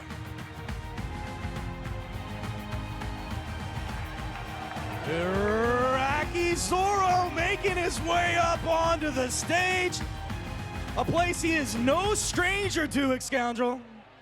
Nope, and he's also the best dressed man in esports. He is unbelievably stylish. Oh, Iraqi, I'm really looking forward to seeing him match up. I've actually been through multiple games and multiple competitions with this guy, so I'm looking forward to seeing how he matches up here. But he has got tough competition with Jade Zion. She is an incredible mind in Command & Conquer Rivals. She is very good at deck building. She's likely to build something out of the ordinary to this particular instance, so Iraqi is going to have to keep himself on his toes. Yeah, I mean, I think that really, it brings like an interesting kind of idea to the match. But the map we're going to be going with, this is the open water map here. Xscoundrel, break this one down. So open water, very risky for double harvesters past a certain point. It's a really good 2-tile Giga Cannon MLRS deck, but very close competition, very close quarters around all of those 3 platforms. Not much movement for contests, so it can be a very clutch game. Expect super close missile launches. Yeah, I feel like this is the kind of map where if you can push forward and get aggressive, you take a little bit of an advantage, it's going to pay dividends. Absolutely. If you get set up on this map with a 2-tile unit like the Giga Cannon or the MLRS, you have got complete control of that middle platform and a small portion of your opponent's platform too. So this is a very clutch game. We are about to jump into it, Humanist. How about that boom camera work right there as well? I mean, that was a pretty shot, I'm not going to lie. Jade Zion, though, cool, calm, and collected. Do we know both these players? Oh, we're actually into the game. Here we go, Jade Zion opening up with the War Dogs, going for the MG squad setup. It is something that she has been coining. She's one of the biggest proponents of the MG squad, and just like I said, a 2-tile unit that gets set up this early is going to be obnoxious to deal with. Exactly, and with the War Dogs, the low-cost unit up front, they can just set up right there. The question is, what is going to come out next? Jade Zion, no Harvester on the map, but Iraqi has one of his own. Now he sends out the Venom. Let's see how this is going to play out. This is the direct counter to the MG squad. The Venom is going to prove a very big issue for Jade. She delayed her Harvester to get this set up, and Iraqi already going in, Iraqi. Iraqi, super nice plays. You see, all units converge at the same time. Shake it off! Iraqi Zora with the clean taker. I mean, this guy's timing is absolutely nuts. Look at him go for the Harvester now as well. Absolutely no fear. He's going to use that pressure from the first missile and the Oxana boost on the Banshee to get some pressure down. Iraqi might even get the Harvester. Iraqi Zora, he's going to get it. That Banshee, one more shot. Harvester's down.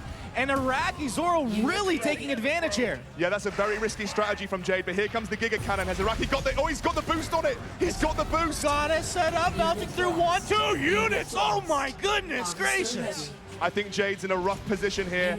Iraqi's got a 2-tile Giga Cannon set up. He's got the protection coming through and also has those Venoms to deal with the MG squad. I think Jade is just too far behind in Tiberium at this point, and Iraqi looks like he's taking this first missile and the second missile too. Looking for the second strike and the first victory in the second semifinal series. He's got the block off on the middle platform. Iraqi Zoro has to hold it. 10 more seconds. Can he do so? Jade Zion can't get control, and Iraqi Zoro will be taking victory here in the first game of their semifinals.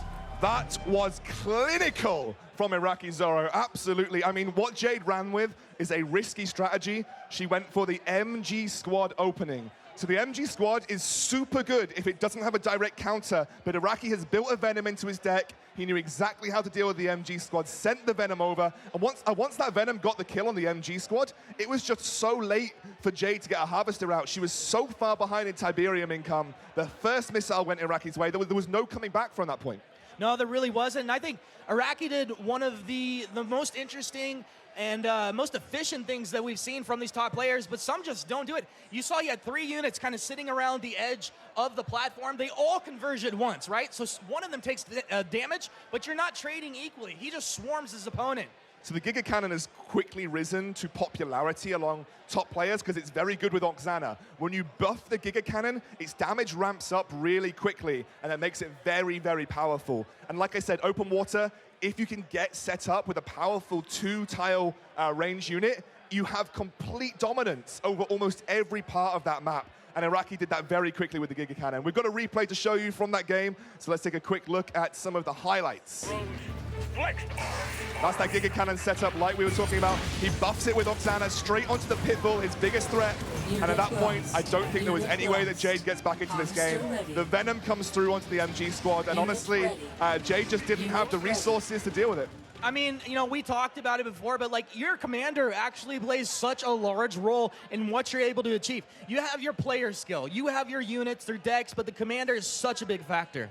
All right, we have Dan standing by with Gasti and Nivilu to talk about that game a little more. Take it away.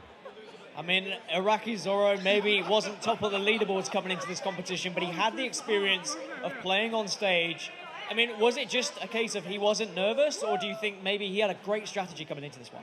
I think it's a combination of both, but I think not being nervous plays a huge part. Jade was playing a 0 Harvester deck. The War Dog MG squad deck usually has 0 Harvester, implies really heavy pressure, but then she built a Harvester instead of the Pitbull early, and she could just never recover from the tempo loss. I think that's the kind of thing that Araki Zoro is not making those kind of mistakes because he's so used to playing on stage. Yeah, I totally agree. I think Araki Zoro, cool as a cucumber that entire game. Nothing shook him. But Jade, she did make that one mistake in the beginning. I think going a Pitbull during that for the Venom might have been a little better, but you know, nerves get to people sometimes, so we'll see how game 2 goes. What do we need to see different from Jade in this next game then? Because obviously the Giga Cannon being set up, you don't want to see that happen. Can she stop it in any way? I think she can. So Jade is really known for running GDI Air. I'm a little surprised that that deck didn't really have any other than the emergency Talon. I think if she goes to her bread and butter with the Orca, you know, she stands a really good chance because usually multi-range units, like Alex was saying earlier, don't typically shoot up. They can't shoot air, so that might actually really turn the tide for her. Yeah, I agree. She's also known for just doing unexpected decks. Like the 0 Harvester War Dog MG deck is a deck I didn't think we were going to see in this tournament. So her bringing out something equally unexpected, but something that's also good against the Giga Cannon deck, which I think we'll see Araki Zoro play again, and she could take it. Yep. And do you think, I mean, maybe a little bit early to ask you this, but do you think either of these players could take on Alicia Destiny, or is Alicia Destiny just too far up there? Oh man, that's the question, isn't it? We'll see. I think Alicia is going to be the player to beat for sure, and I mean, I don't know. My money is on Alicia, honestly. She's just so incredible at micro, but I would love to see somebody challenge her dominance.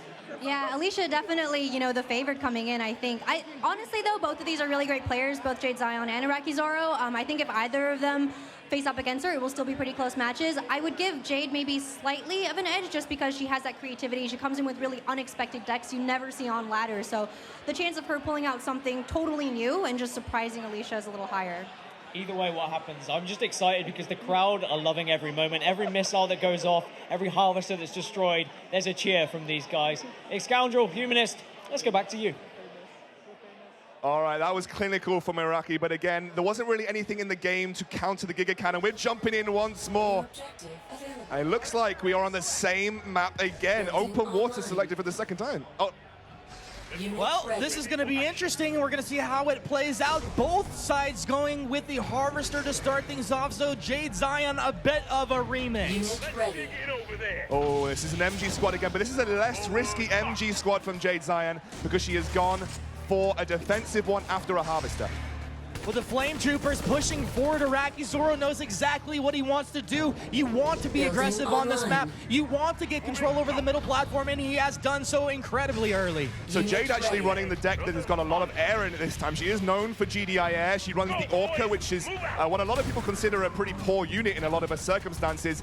Oh, using the Talon to zone the Flame Troopers away for a micro move up of the MG squad. I love this from Jade Zion. Really calculated play this time round. Really nice, but the Laser Squad does melt a Dom, meaning that the Venom will move around the map, trying to get a position, maybe contest the backside.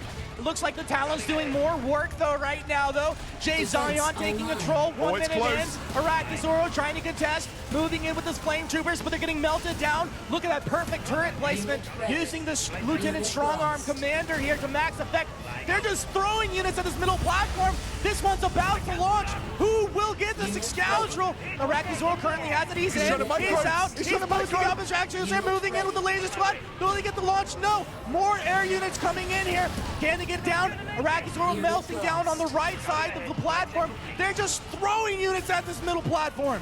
Oh my word, they're trying to contest life right and center. Iraqi's got it for the moment. Will he be able to hold on to it? Talon moves on. He's got the left as well. Iraqi, he's sneaky little dog. Oh, the MG squad coming out once more, but Iraqi trying to use that Venom to put pressure on it. He gets it before they set up. That is 30 Tiberium down the drain, and now Iraqi trying to turn the crank. He's microing those attack bikes around the Harvester. I don't know if Jade can even defend. No, this feels like it's just too much to deal with. Some units are great on the move, some have to set up, and Iraqi Zoro took advantage of that. All right, things resetting just a little bit now. Iraqi's got to gain control. He hasn't got the chance to get the Giga Cannon out right now because there's been so much pressure from Jade. But the micro from the attack bikes has been dealing with these Talons. Iraqi is in control of this center platform, and he's looking to move those Flame Troopers up as well. I love how he's using the Xana buff as well at perfect times to boost his units into position. Look at attack bikes boosted around the top, trying to get onto the left platform. He knows that this missile's going to go very fast here. Whoever can get control over this most likely is going to continue to push forward and take this one home. Iraqi Zoro seconds away from claiming victory in game 2 here. Iraqi Zoro gets the launch and takes the clean. Iraqi Zoro representing Southeast Asia. Absolutely clinical from this guy. The guy that no one had heard of coming into this competition in the CNC Rivals community, was doing scrims in his alliance over and over again, and he manages to take the victory versus Jade there, and that sets up an interesting final now. Iraqi Zoro matching up against Alicia to take that victory for either the Americas or Southeast Asia. I mean, my heart's gonna break either way. I was going for Alicia Destiny because I want the Americas to win at the same time. I love Iraqi Zoro, and I'd love to see him take the victory as well. But honestly, this one could go either way. We got some replays of that game. Just have a little look. But Iraqi never even got the Giga Cannon out. He was just dealing with that GDI air. Had really good micro with his attack bikes, especially, I love this. After the first missile, straight on putting pressure onto Jade Zion's economy, takes out that Harvester, and Jade is going to be starved of Tiberium. With that Xana buff, once again, maximum effect. Here, utilizing the buff on his Banshee, but not even needed. Iraqi Zoro in complete control. She never got air dominance out. You need that Hammerhead to back up the rest of your air units, but it's such an expensive unit that you need to invest 100 Tiberium just to get it on the field. And Iraqi put so much pressure on, constantly charging that missile, that she never actually got that money to spend. On the same instance, she kept the pressure back that Iraqi never got to spend 80 on the Giga Cannon. Well, it worked out for Iraqi Zoro pretty well, but I know the feels. I know the feels of just drowning on the map, and you're like, come on, just let me get my tech units out. But definitely Iraqi did great there. Two micro kings and queens going up against each other in the finals, though, because Iraqi's micro was really nice in that game. We're going to throw to Dan for an interview with the man himself, Iraqi Zoro. I'm with the one man in this building who looks better than me in a suit. Iraqi, I mean, you had like, what, 400 games coming into this? I think Jade had maybe 8 times as much as you. How on earth did you take her down?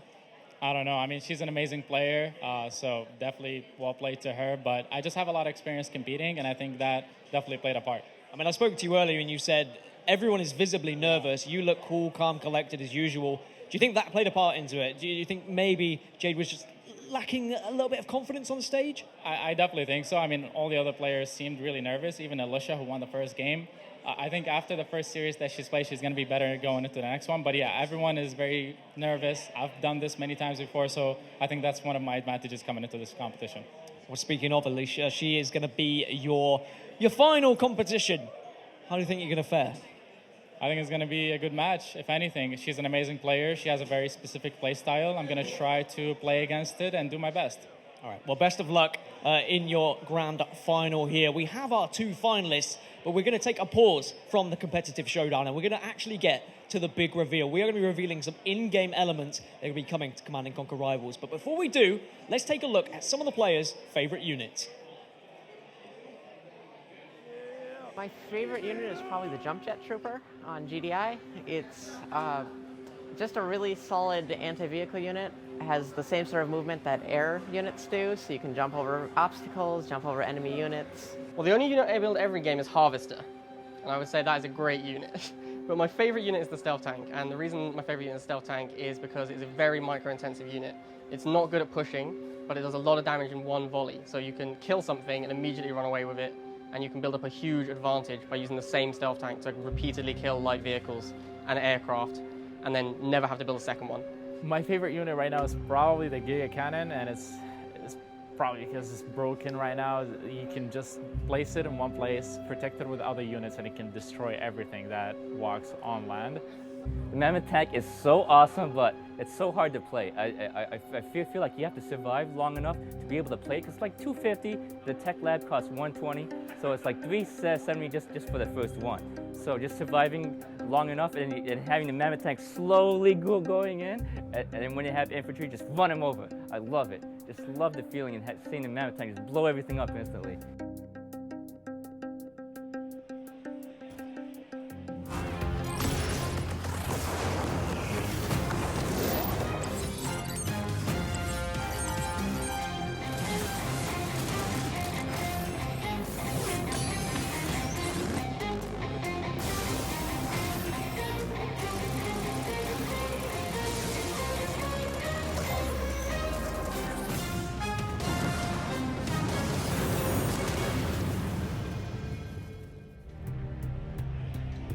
Well, there you have it. Some of the favorite units of the players here today, and I believe we have a reveal of a couple new units to come as well. My name is Dan Gaskin. I'm still here, thankfully, and I'm joined by Michael Martinez, who is the general manager, and of course Greg, who is the lead designer of units and all of the good stuff, really, aren't you?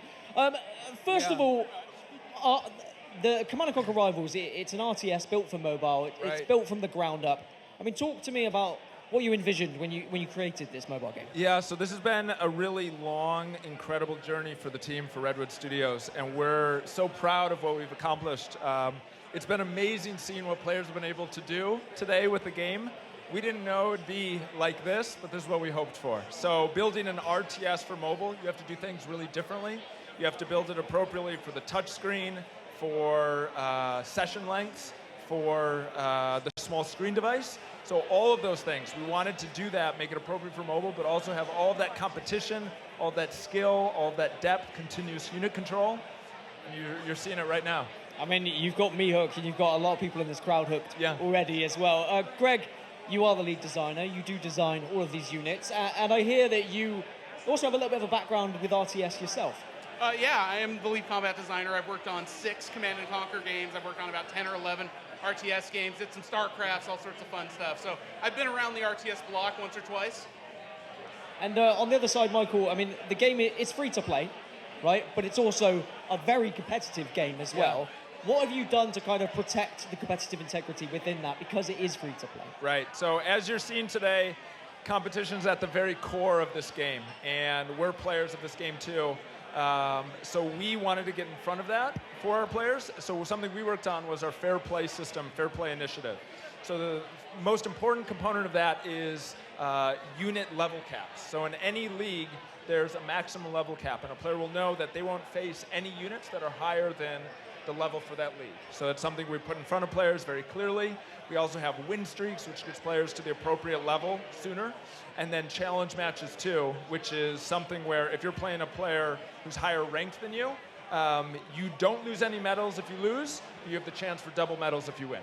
Yeah, I think it's a really nice system. It's been great for me personally playing as I've climbed through the leagues. I'm in gold. I probably shouldn't admit that, but hey, it's not bad. I was in iron the other day. We have probably kept you guys waiting home long enough. I mean, we promised reveals, and we do have reveals coming up. We have new units that we're going to be talking about. I think that's pretty exciting to be talking about those units. Greg, talk me through our first unit that we're going to be revealing today. All right, our first unit is the Mohawk Gunship. Mohawk Gunship! Thank you, Michael. This is like if an AC-130 and a Chinook helicopter had a baby. They were raised by the Kodiak. This thing flies around, destroying ground vehicles. It's like a mid-range, sort of 50 cost answer to enemy ground vehicles. It sort of has a similar role to the Orca, but requires a little less micro-intensive gameplay. It's a little tankier, so it's going to fit in, I think, really well to the current meta and really sort of shake things up. And was that something you thought about when designing it? You looked at the current meta and you were like, oh, we need something to spice it up. So is that how this came about? We think about that every time we design a new unit, and we also just look holistically at the game and figure out sort of where we have holes in our units, where there are roles that are not being fulfilled, and trying to anticipate what the meta is going to be in the future and add units to sort of address those things. Now, I'm also being told we have a nod unit as well. I've already mentioned today, I'm wearing the nod badge, but ignore it. Me too. Ignore it. No, I'm GDI all the way. What are you wearing, Greg? GDI. GDI one, but you know, Yeah, I'm right. wearing my red shirt, man. Come on. What is the nod unit that we're going to be getting? The nod unit is the laser drone. This is like a 20 cost air unit. It's kind of like a flying laser drone. Laser drone! It comes out of the air tower. You can open with it. You can transition into Venoms with it. This is going to unlock a whole bunch of new nod air strategies. And do you think this is going to be like the kind of rush tactic that we might see? Absolutely. This thing can get across the map very quick, can do a lot of damage to harvesters, and you're going to have to be thinking about it, have to be looking out for it and preparing for it. And making sure you're countering against it as well. You don't want to have those rushy boys just coming along and taking your harvester. I hate it when I lose my harvester. We also have a new environment, a new player environment coming up. Now, you've screamed several things. I've screamed a couple. How about this new one environment? more to scream. Talk me through this new environment then, Michael. Greg, what's hotter than lava? Nothing. Lava fields! Show it! We have the lava fields. So we've got lava fields in for Platinum League. My main man, Mehdi, put his heart into this environment. Really beautiful. We're obviously adding tons of new stuff for our players, tons of content, tons of things for players to progress through. We're really excited. There's a lot more great new art coming for our players. And I think that's important. The main reason why we see this change is because Platinum League and Silver League had very similar environment designs. And you want to separate yourselves. If you're a Silver, you don't want to be recognized as a Platinum, and vice versa. You don't want to be down there in the Silver League. So it's great to see that you can now be recognized if you are up there in Platinum. Lastly, there is an absolutely massive part of the game that's coming soon. Right. A new introduction that I'm personally excited for. I know. Talk me through it. Yeah, so do you want to yell it out? Just say, give it a yell. Cloning Lab! Cloning Lab! Yes! All right, so Cloning Lab, players have been asking for a way to level up targeted units. They want more cards of their favorite units. So we worked on Cloning Lab. This is what players are going to see. So I want to level up my Wolverines. I go to the Cloning Lab, go to the Cloning Chamber, put the Wolverine inside. I still can play with it. I play 30 battles, and then I get 30 units of the Wolverine. So an awesome new way for players to get the units that they want, level them up. I mean, it's exactly what you need, a streamlined way to get to the deck that you want. I've been frustrated at times where I really wish I had these cards. I wish I could upgrade some of these units, and now I'm going to have the ability to do that. So that's absolutely incredible. Of course, the game is free to play. It is available on stores as well. So, I mean, people should just go ahead and download it, shouldn't they? Gosh, please do. So anyone that's watching this right now, if you haven't played the game, please check it out, play it with us. We're having a ton of fun. And for those Rivals fans we have right now, tell your friends about it. Just get on Twitter as well. Let us know what you think. Use the hashtag RivalsParty. Let us know if you're enjoying the competition. Let us know if you're excited about everything that's coming up into Rivals as well. I love you. We've had so much yelling from Michael. Make sure you follow on Twitch as well. You can follow CNC Rivals on Twitter for the latest news. Just show some love for this incredible company making an incredible game. Right. Thank you so much for joining us. Thank you for those amazing reveals. Next up, I'm losing my breath, but I'm so excited. We have Nick and Knight going up against his frenemy or enemy. I don't know which way you want to call it. They're friends, they're enemies. Either way, we chatted to them yesterday. Let's see how they're feeling coming into this tournament. I'm looking forward to giving Mold a beatdown. We were the best man at each other's weddings, and we met via YouTube, so we do a lot of collaborations, and this is just like the next installment of that. Honestly, I don't doubt that Nick thinks that he can beat me. I want to see my super fan face Nick and beat Nick.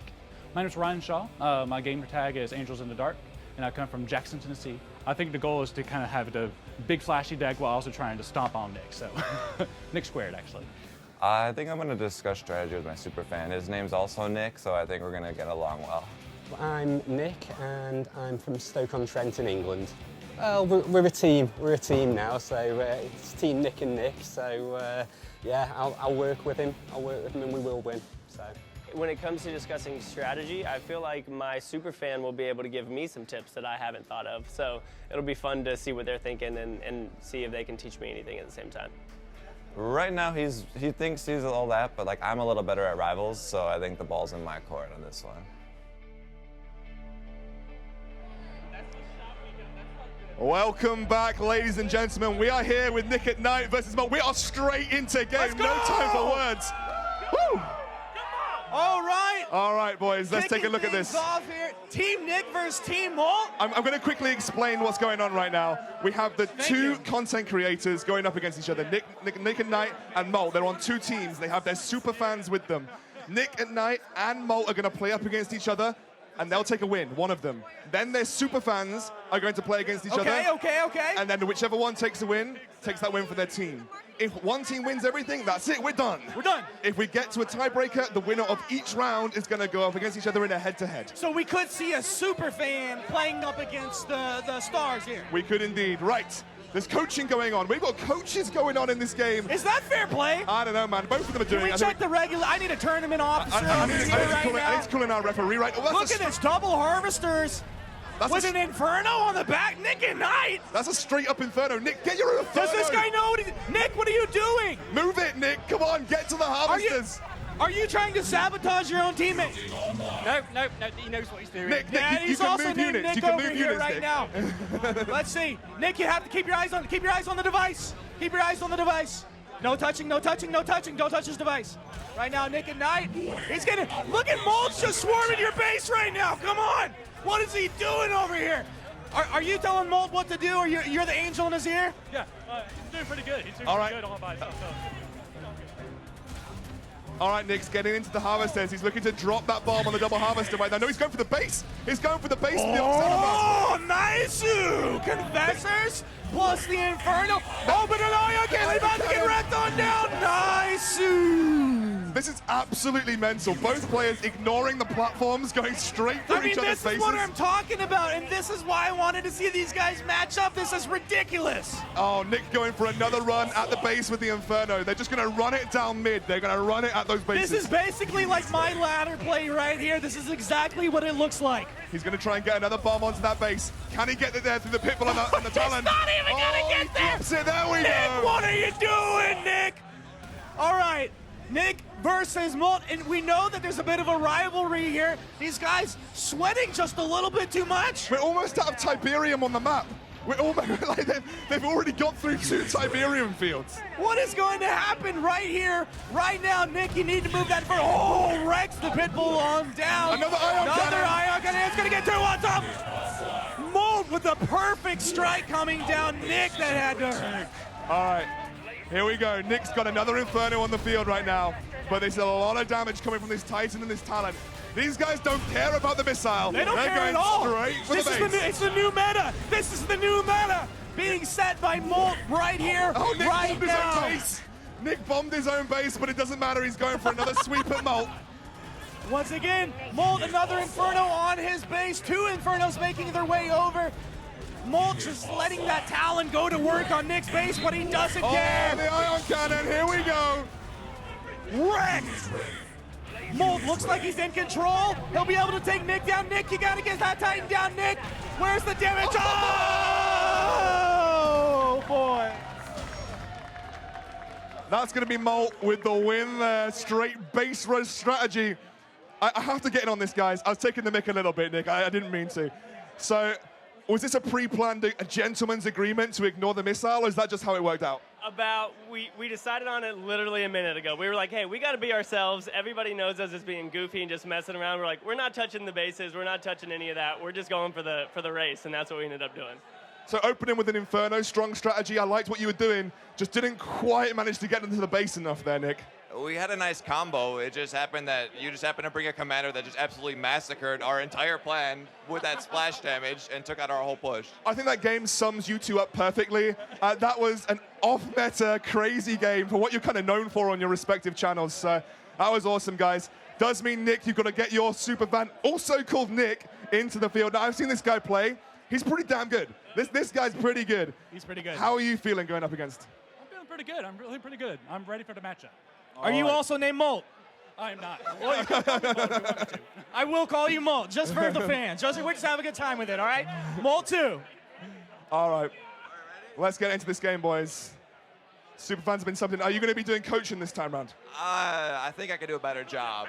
As long as like our whole push doesn't get destroyed by a single ability, I think we're all right. I think you're good. That was pretty cheesy. That was pretty cheesy.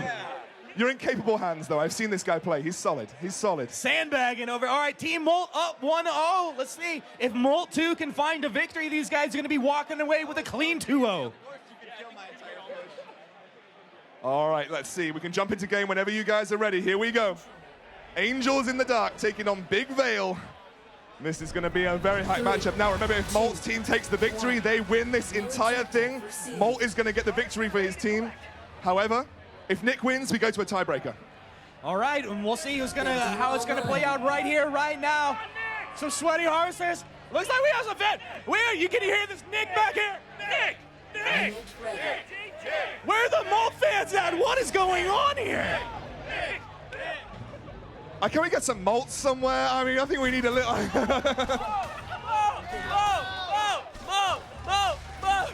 Molt with his own Molt chance over here, and I can get behind that. All right, we can see Nick going for an aggressive strategy here. He pushes onto that Harvester. He gets the kill. That is a really big Tiberium boost for him because he's going to be able to start getting his own double Harvester out, working up towards these big tech units. Oh, no gentleman's agreement here in this second matchup, though. This looks like we're going to get sweaty on these platforms. This is a sweaty game between these two guys. I can see Angel running the Avatar, though, my favorite unit in the entire game. He's running that. We have a tapper on Team Molt, and we have a thumb user over here for Team Nick. Very interesting strategies coming out. He's got an Avatar, but he's a long way from getting it onto the field, so we've got a little bit of time, whereas Nick has already got the Tech Lab open. There's the Jade Missile, though. Nice! Jade Missile coming on through, cleaning up, but the Jump Jet Troopers deep in enemy territory right now. Kim Buggy has come out over here for Team Molt. Looks like he's got control of these platforms. Attack Bike's doing work in the mid. Well, it looks like Angels was able to get the missile control for just a moment, but that Wolverine held the middle pad, and here comes the Titan. The Titan is going to start to chow down on his opposition. It's a powerful anti-vehicle unit. Oh, nom, nom, nom! Oh, my word. Nick is in look control. At that. When they're stacked on each other, you get damage onto both of them. Nick taking first strike up against Molt 2 over here. Nick, you better not let Nick and Knight down. He's looking over your shoulder right now. Nick is really adapting well, and it doesn't look like there is any good response from Angel because these Titans are on the field. That's spicy. It looks like Angels is trying to work up towards the Avatar now, but he needs a bit more time. He needs a bit more time. That was like, yeah, I'm thinking, nah, that was a complete nope into the middle platform. Two Titans, you can't get in there. You can't contest this. This looks like Nick's going to be taking and tying up our series. Avatar online, baby. Avatar, you got to get there. You got to get to the middle platform. Where's this Avatar? This is the biggest unit on the map right now. He's big. He's bad. Molt 2 wants the victory. He's got to contest the left platform or take the middle one. Doesn't look like he's going to do it. Nick has got it. And ladies and gentlemen, that actually takes us to a tiebreaker. It looks like Nick's pretty confident in his Nick. That's going to be a good game. So Molt now has to take to the stage to take on Nick in the tiebreaker round. Everybody takes home the prize at the end of this, whoever wins. But it looks like Nick is pretty confident. I mean, after a display like that, do you think Molt's got any chance? No. I think this was rigged. I think Nick's like a pro player who's like just masquerading as a super fan up here right now. He is hustling. He is hustling this particular Smiling game. too. This is a guy. He's a happy guy right now.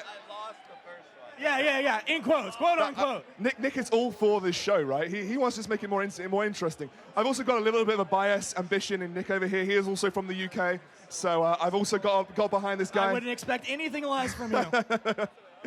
All right, so we're about to jump into this final game. Humanist, it's going to be close. Who do you think's got Humanist? I mean, clearly Molt's going to come in here and take this victory. Nick, don't look me in the eyes when I call him for Molt like that. Come on, man. Yeah, I'm going with Team Molt. I think I'm going to have to go on the other side. Blue matching these guys. I think Nick has got it. Oh, yeah. No red over here, but maybe I can get a T-shirt from you guys later. We're going to strip it off. Take it off. All right. Mold loading in. And he's got General Solomon once again. He's got the ion cannon. He knows how to use that thing. He's going to drop that. That's really good at getting tempo versus tech units. So if you drop the ion cannon on things like the Titan or things like the Wolverine, it'll clear them out very quickly, and that could be a big swing in this game. All right, the series tied up 1-1. I feel like this is going to be a sweaty matchup. I think this is going to be very sweaty. Immediate double harvester coming out from Nick over here. Rush him, Monk. Rush him! Rush He's got him, two Monk. harvesters right now. Don't look at the screen. Don't look at the screen, though. He's got two right. Rush him. Don't let him do this right now. Okay. That's not the right Finally, we unit. got units out. Molt's like, I'm just going to get some damage on my units over here. Good God. Oh, no! If there's anything that Dan Gaskin has learned about Command & Conquer Rivals, is don't run your units through Tiberium. That is like Dan Gaskin's hot tip of the day. Now, jump jet troopers flying around. We'll get onto the harvester, but surprise, surprise, Molt's got the counter. And Shockwave coming out as well. That's going to deal with these riflemen really quickly. Nick in a good position. Second harvester now for Molt, about to start ramping up. That's a little bit late, though, compared to when Nick got his out. So Nick in a really good position. He's going to pressure the other harvester as well. Well, the Talon, that's actually a very intelligent choice coming out here. Molt pretending like he didn't know how to play the game, but he actually does. And maybe Molt's hustling just a little bit as well. He's pressuring that second harvester, though, is Nick, and Nick is in a good position. The missile has been ignored so far. Get that Talon on the platform.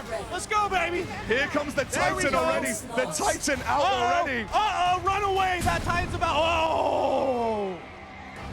So this Titan is so good against vehicles, it just absolutely smokes them. And those harvesters are tankier than most. It's only going to take 2 units. There we go. That is what we were talking about with the ion cannon, but the missile is still in contest.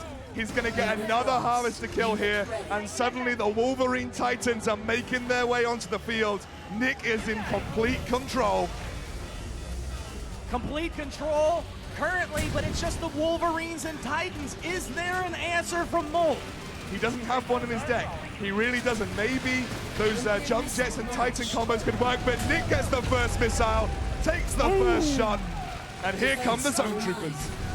Yeah, you can feel that strike shaking Molt to his bones over here, but he's not giving up. He's focused in even more. Strategy coming in from his coach. He says, yes, yes, coach, going to go ahead and approve that choice right there. Ion Cannon comes down, clearing out the top platform. But Zone Troopers, they're down. They're already on the base. All right, here comes the next Titan. Going for the base, though. Nick is going in on the base with these Titans, ignoring the missile. He's all in. He's going for blood, baby. Unit lost. Nick trying to now take out both harvesters. Is he going to take them out with one shot here? They're lined up. Whoa, right down the pipe. These Titans now working their way to the base. Nick looks like he's got this in the bag. Here we go. It's all over.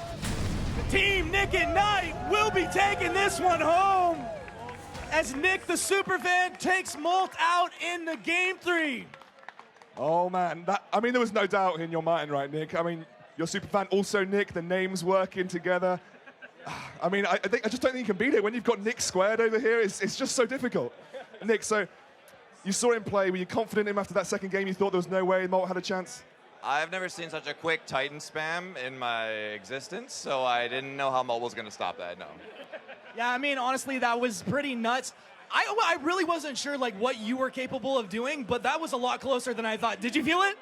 Oh, I felt it. I wasn't ready for that. I mean, really, besides lower level ladder, I've only really played Nick, and so it's like I haven't faced anybody who's played to the extent that he has, so, you know. So I know you guys are really close, obviously, close channels, you do a lot of collabs. Was there a forfeit for the losing team here? Was there a forfeit for whoever came out on top or not? Not initially, but we might have to come up with one since we won and post it on Twitter so that there's like no backing out of it for sure. I think that's a good idea. Now, ladies and gentlemen, we are going to cut to a quick video talking about everybody's thoughts on Rivals, our content creators, our pro players. Let's see what they have to say. And after, we've got the grand final. What do I like most about playing Rivals? I would say the turnarounds. I think turnarounds in games are some of the most amusing and just exciting things that can just make everybody get into the game. The fact that you can be controlling 1 second and then a second later you're not controlling it anymore, and vice versa, being able to switch things around and end up winning when everyone expected you not to. strategizing, unit counters, harassing harvesters, microing your units is all very important, and Rivals preserves that very well. The required APM is reduced massively. You don't have macro so much. It's much more a micro-intensive game. And I really like how quick and easy it is to get into. Most phone games, the resources are automatic. So you use harvesters to get resources. You could use your units to deny theirs. And every game you could do something different. It's I've never played 2 games and they felt exactly the same as one another. This kind of sparks that really competitive RTS feel that I used to be able to only get in PC games. On mobile, and something you can do in just a couple minutes, whether it's by myself or collaborating with somebody like Mole. It gets the job done in a way like not many other mobile games have ever really touched on for me. You actually have a decent amount of macro and micro ability, whether game planning for what you're doing in each and every battle, as well as controlling particular units all around the map. Sometimes it fries my brain, but it's definitely one of the reasons I love playing the game. Let's just calm things down a little bit after Nick and Knight just blew everyone in this arena away. Next up, we have our competitive showdown grand finale. I cannot blooming wait for this. We have Alicia Destiny representing North America. We've got Iraqi Zoro representing Southeast Asia. And of course, those regions, if that player wins, you at home can get in-game rewards. So you need to be on Twitter. You need to be rooting for your player. If you're from North America, get on Twitter. Use the hashtag RivalsParty. Let us know that you want Alicia Destiny to win. Or if you're from Southeast Asia, let us know that you want to see Iraqi Zoro win. Use the hashtag RivalsParty. It's going to be an absolutely slobber knocker of a final. I'm so excited for it, and I'm sure Excoundrel and Humanist are as well. They are going to be the voices in your ears for this final. Gentlemen, it's over to you. I tell you what, the energy of this event is insane, and it is about to go up a level as well, because we have got the grand finals of our competitive showcase on the way. We've got Iraqi Zoro representing Southeast Asia taking on Alicia Destiny for the entire of the Americas. This is going to be a very close contest, Humanist. I mean, if I'm being real, this is the matchup I was looking for in the finals. This is what it all comes down to right here, right now. Iraqi Zoro could come through with the upset. Everybody in Alicia's corner right now, it feels like. I'm just gonna be the devil's advocate. My European contender lost. I'm gonna get behind Iraqi. I'm gonna say that he's the guy that could potentially unseat our absolute favorite. And they are playing for this, by the way. This is a wonderful trophy. It's bloody heavy. It's an insane trophy for memorabilia for our contenders to take away if they get that victory. Let's have a look at these two stats head-to-head right now, because we have got Alicia Destiny and Iraqi Zoro about to take to the stage. Once again, Alicia Destiny, known for that Rhino play, win Rhinos on the map, 92% win rate. That's absolutely crazy. On the other side, Iraqi Zoro, he's not much of a ladder player, but made it to the top ranks, all about the custom games, and this guy can bring it on. All right, so we're going to be moving into a little bit more depth about our players as we get in towards this grand final. I just want to highlight that if your player wins, either the Americas or Southeast Asia are going to take home an absolute boatload of rewards in-game. Every single person on that server gets those rewards. You want to get behind your contender here. If you're from Southeast Asia or you're from the Americas, this is your time to spam the chat. Get on socials, let them know that you're supporting them, because this is the time. Alicia Destiny is going to be our first contender. We're going to have a look at her stats, and we'll bring her onto the stage in just a short moment. Yeah, definitely. I mean, even these players might watch the replays back and see your chat there as well and still feel good about it. So send them some love if you're watching right now. But Alicia Destiny, 83.5% overall win rate. Have you seen anything like this before? I have not, Humanist, but let's bring our contender from the Americas onto the stage. Representing North America, it is Alicia Destiny.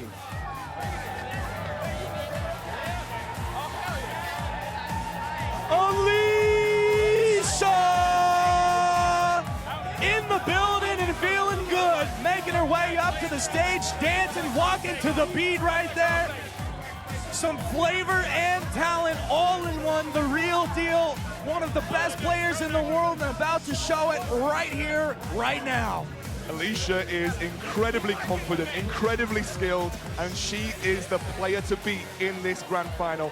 But it is no mean competition that she's got to go up against. Representing Southeast Asia in this competition, it is a mobile pro player. He's been on stage before, he's competed in world finals, and he is a monster of a player himself. Let's take a look at Iraqi Zoro's stats.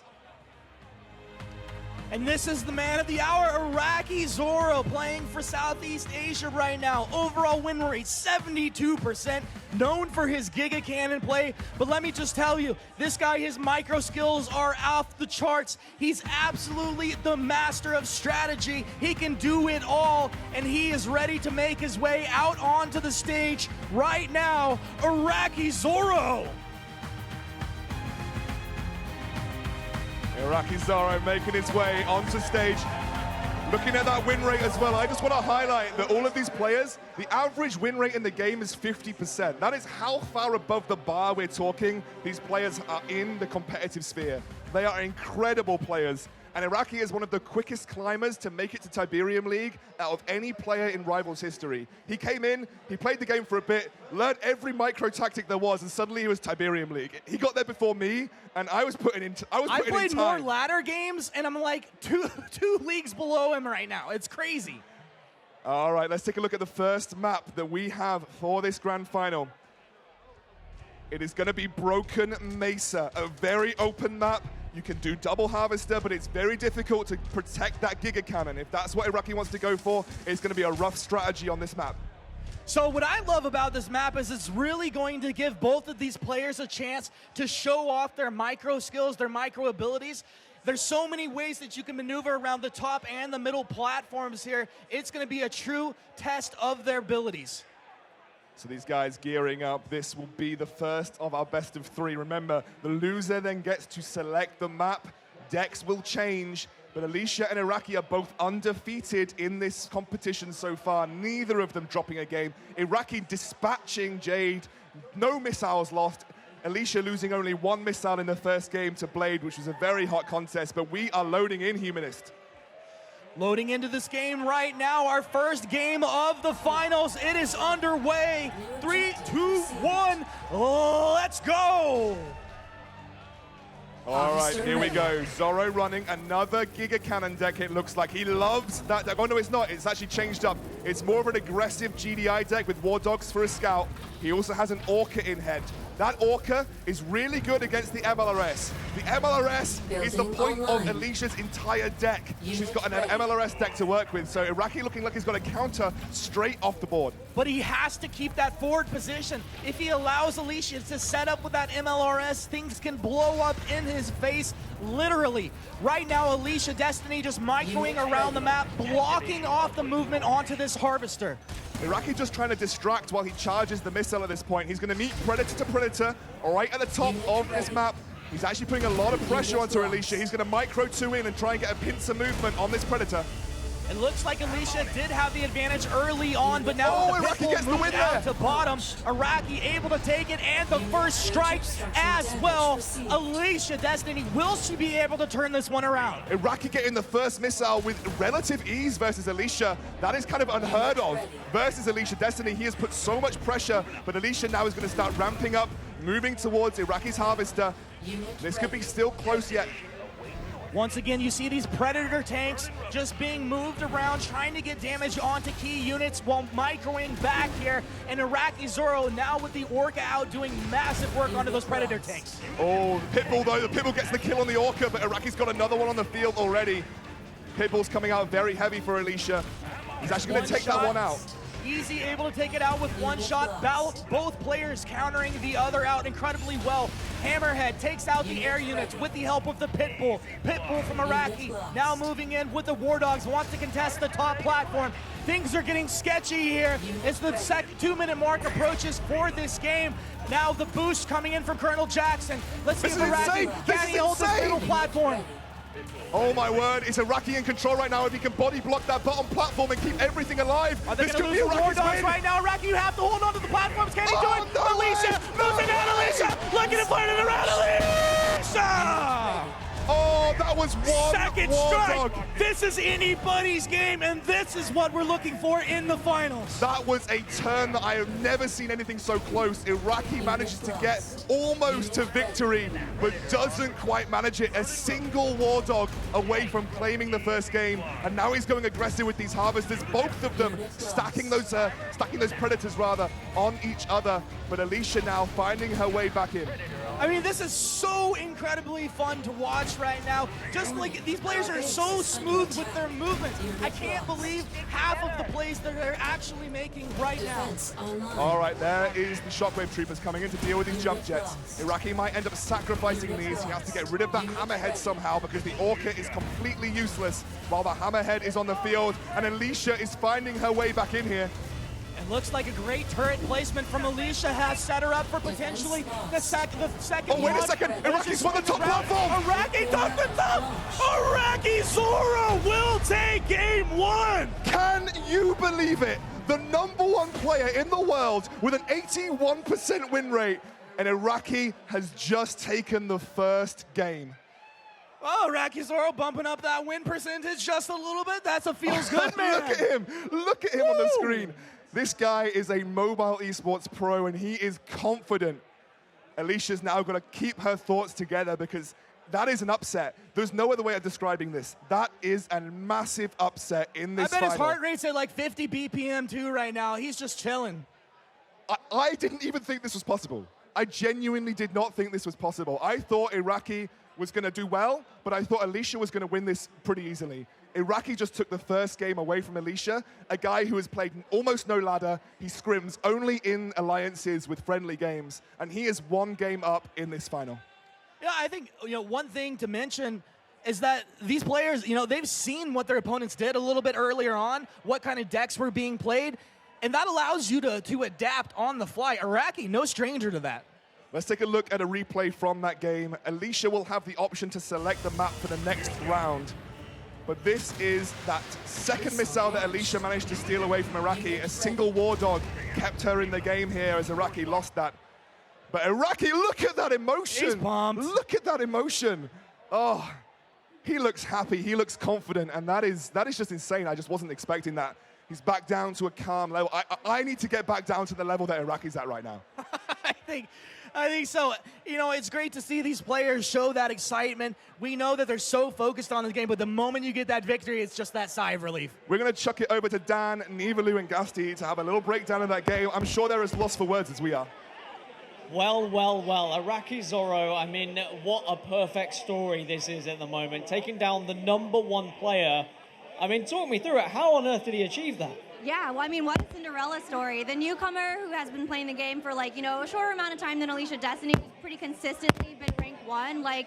Maybe this is the day he dethrones the queen of Command and Conquer Rivals. It could be it. On the other hand, I think we really see how more experience in the mobile esports has really paid off. He was very calm, he was very collected. I think at the very beginning of the game, I actually saw Alicia misclick, and by the heliport, which only had the hammerhead instead of the harvester, which I think really hurt the early game, she maybe could have gotten the first missile otherwise. So yeah, the heliport first is a good example of just how the nerves can get to you when you're playing in a live audience, but she recovered amazingly in that second missile. I was so confident that she was going to lose that second missile, but recognizing that she was going to get body blocked on the pit bull for the bottom platform and swapping her hammerhead onto that platform, simultaneously redirecting the pit bull to the middle platform to snipe the missile was an incredible play. Now, the big question for me, I saw how Alicia Destiny reacted when she lost there. She did not look comfortable at all. Very sad, head down, body language all wrong. Can she come back from this? And if she can, how is she going to come back from it? I definitely think she can. She was saying earlier, right before this match, that she was a little nervous playing Iraqi. She doesn't scrim against him as much as some of the other players. But, now the loser gets to pick the map as part of this tournament format. So I'm hoping that I see her pick one that plays to her strengths. High micro, lots of tanks that can hold points or, move around, get harvesters, things like that. Yeah, Iraqi brought out a pretty unusual deck, actually. He brought out a Orca, which is a unit you don't really see that much of out of a play. That could have caught her off guard.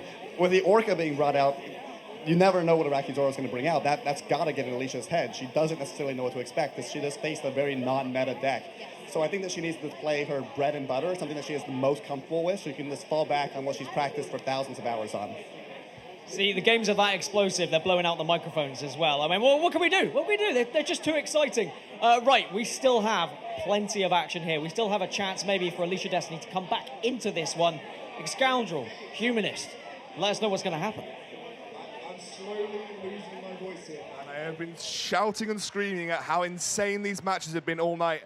And this is definitely churning out to be the pinnacle as it should be in the grand finals. I believe they've moved on to open water. I'll have to get confirmation. I thought I saw it from across the room, which is a map that we've seen Iraqi take 2 victories on already. I mean, your vision is really, that's pretty far away right now, honestly. Like, you were casting on like a mini screen earlier. I was incredibly impressed. It is open water. I definitely saw it from across the room there. This is going to be a hear it in your ear, did you? This is going to be a really cool map. I'm wondering whether this is going to be Giga Cannon versus MLRS, because that is definitely what it could shape up to be. That's what I want to see.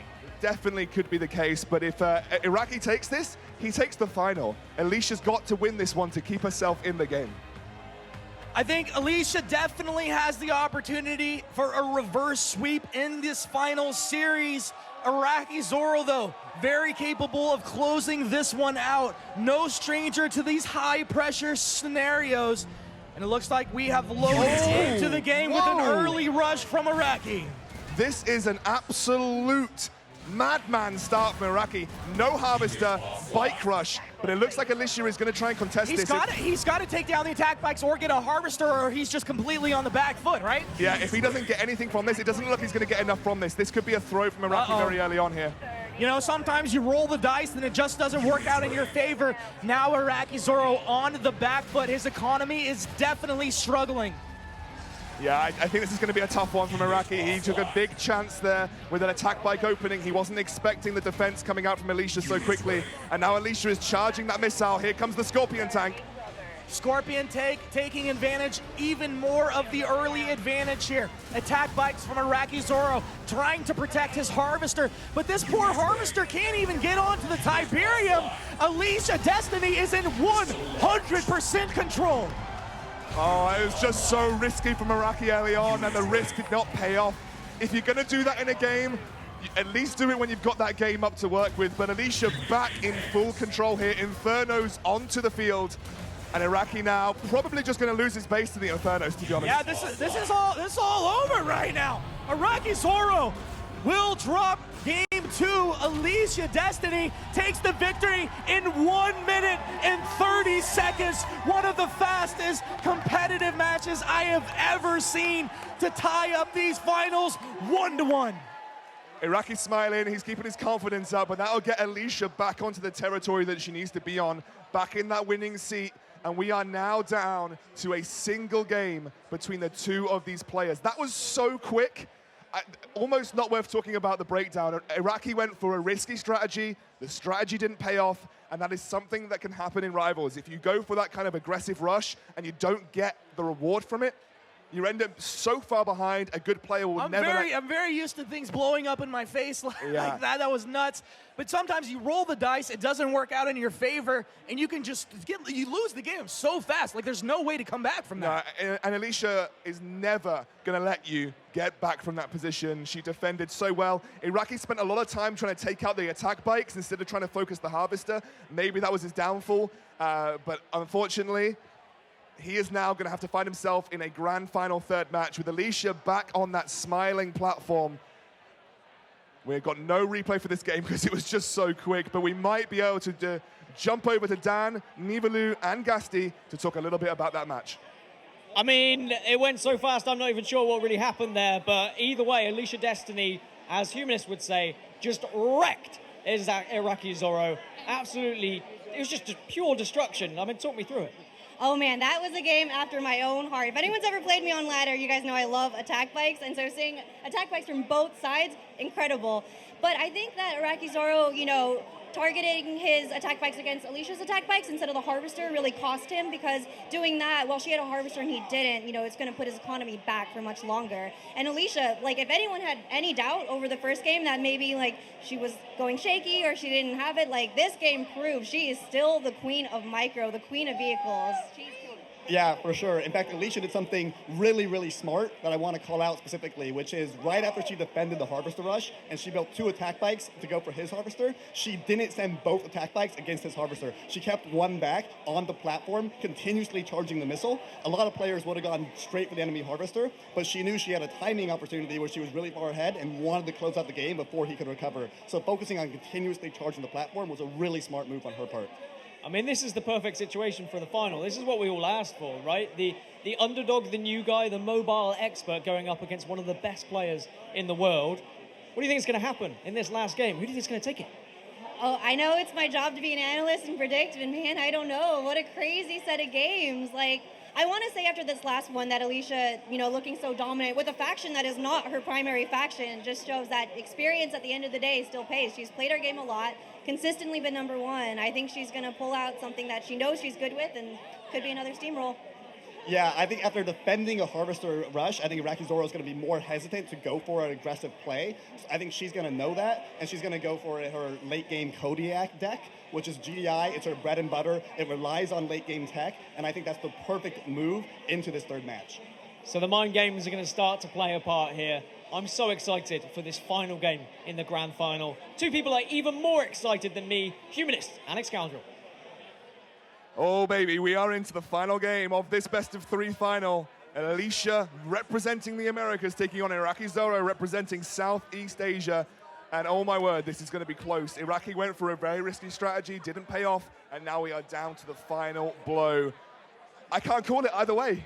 I mean, I don't know if it was like overconfidence or maybe just like the overthinking the strategy. Whatever the case, this is coming down to the wire. If you're in chat right now, I want you to press 1 for Iraqi Zoro. If you're in chat and you're going for Alicia, press 2 right now. Let's see who gets more fans right now. As Iraqi Zoro fans, can they flood this chat out? Who will win? If you're not going to count 1s or 2s, I want you to count how many 1s and 2s you see. So Twitch chat, count upwards. We want to see you count all the way. Twitch chat cannot count, and we know this. So they only go to 2. So YouTube chat can count, though. YouTube chat can count. We know you guys.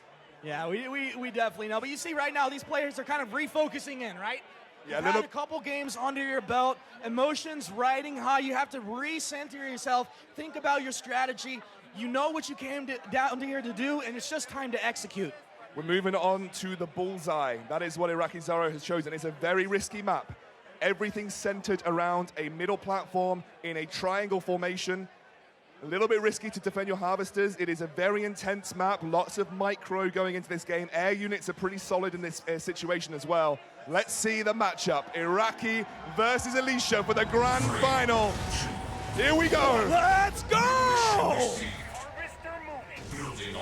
Into game 3 here in the finals of the Rivals launch celebration. Iraqi Zoro versus Alicia Destiny. This is what it all comes down to. We've had these players fly in from around the world for this competition. Prizes on the line. Alicia sending this buggy out early, contested by the attack bikes from Iraqi. Here we go. Iraqi now moving back into infantry. Be able to deal with the rest of this buggy coming through. The laser troopers should be able to do that work. He's running a Giga Cannon deck, but with the air support of a Phantom and a Banshee. Should be able to control the skies versus an Inferno, but right now Alicia has control in terms of positive Tiberium trades. And here comes the Scorpion tank. On the other side, Alicia has the Phantom as well, but with an Inferno. Really interesting. I'd love to see how this is going to play out. Scorpion tank will start to take control, and you see that Micro right between all of these platforms here, just flexing on Iraqi Zoro. Laser troopers up there. The buggy's going to come through now. He has to make sure he's really quick with this micro because the Giga Cannon's coming through. Is he going to boost it with the Oksana? No, he wants to. Okay, he's going to wind up here. Attack bikes onto the Giga Cannon. Giga Cannon getting good damage done, but Alicia Destiny charging up the platform. Missile strike should be going over to Alicia unless Iraqi can make some sort of contest. It doesn't look like he's going to do it. First missile launch to Alicia Destiny. One launch away from taking victory here in the finals. What can Iraqi Zoro do? Oh, Alicia's coming through with the Scorpion. She's going to take out that Giga Cannon, and Iraqi doesn't have the answer. He's going on to the Harvester, I think.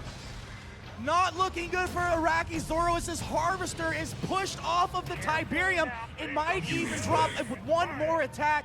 Giga Cannon able to keep it alive for now, but another Scorpion tank rotating around through the top side. It's down! Alicia gets it. Alicia has control! The Harvester has fallen! Alicia has got control of this second missile as well, and Iraqi really does not have a good answer to the Scorpion spam coming out from Alicia Destiny. He has got that Giga Cannon, but it's just not protected, and he's trying to get it onto the platform, but that's not the right move. Is it not the right moving scoundrel? Iraqi Zoro on the back foot.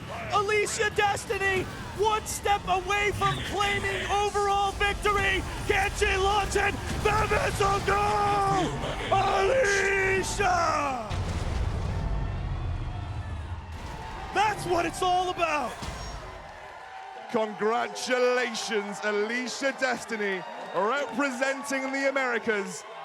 She is going to take the victory, and everybody in the Americas region is going to get themselves a free set of prizes in-game.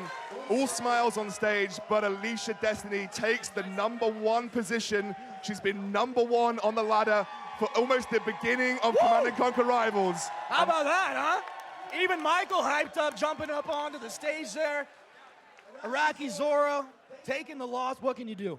All right, we are ready with Dan on stage for an interview with our winner, the winner of this entire competition, Alicia Destiny. I think it's fair to say you're a fan favorite. And how does it feel that you've won every single North American player some in-game rewards? It feels awesome. I feel like a huge load has been lifted off of me. Like, I was so nervous that first run I accidentally made that airfield or air tower, whatever it's called. Oh my gosh. That was just a huge facepalm. Like, absolutely threw that game. I mean, nerves do come into it. You said you were nervous. Yeah. You've conquered your nerves. Yeah. You've won the competition. What message have you got for all of your fans that are here to support you both today and, I mean, like, in general through CNC Rivals? Okay, I got nothing good to say but a cliche. Keep following your dreams and one day it'll come true. Perfect. Perfect. Right. This is your trophy. Put your hands together for our CNC Rivals community champion. It's Alicia Destiny!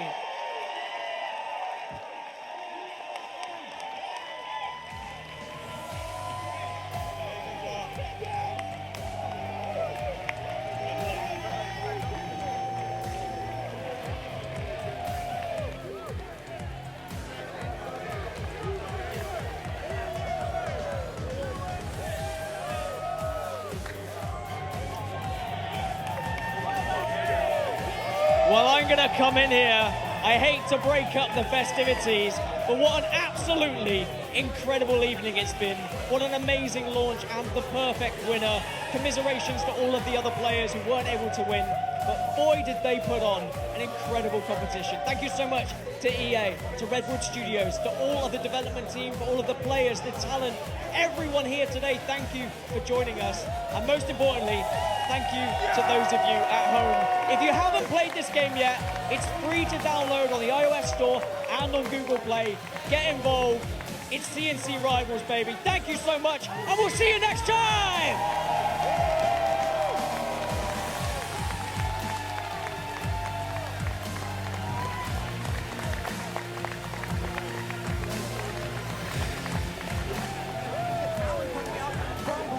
First air unit coming out, and this is going to be great against the ground units for Alicia. But Alicia building up this third missile strike. It's going so incredibly quickly right now.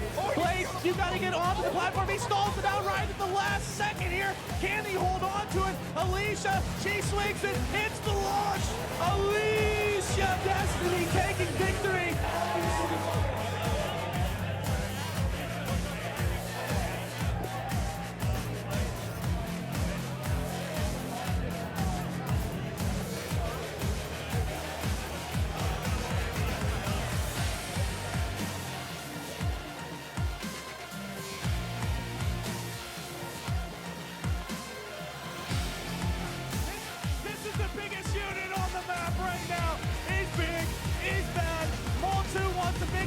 He's got to contest the left platform or take the middle one. Doesn't look like he's going to do it.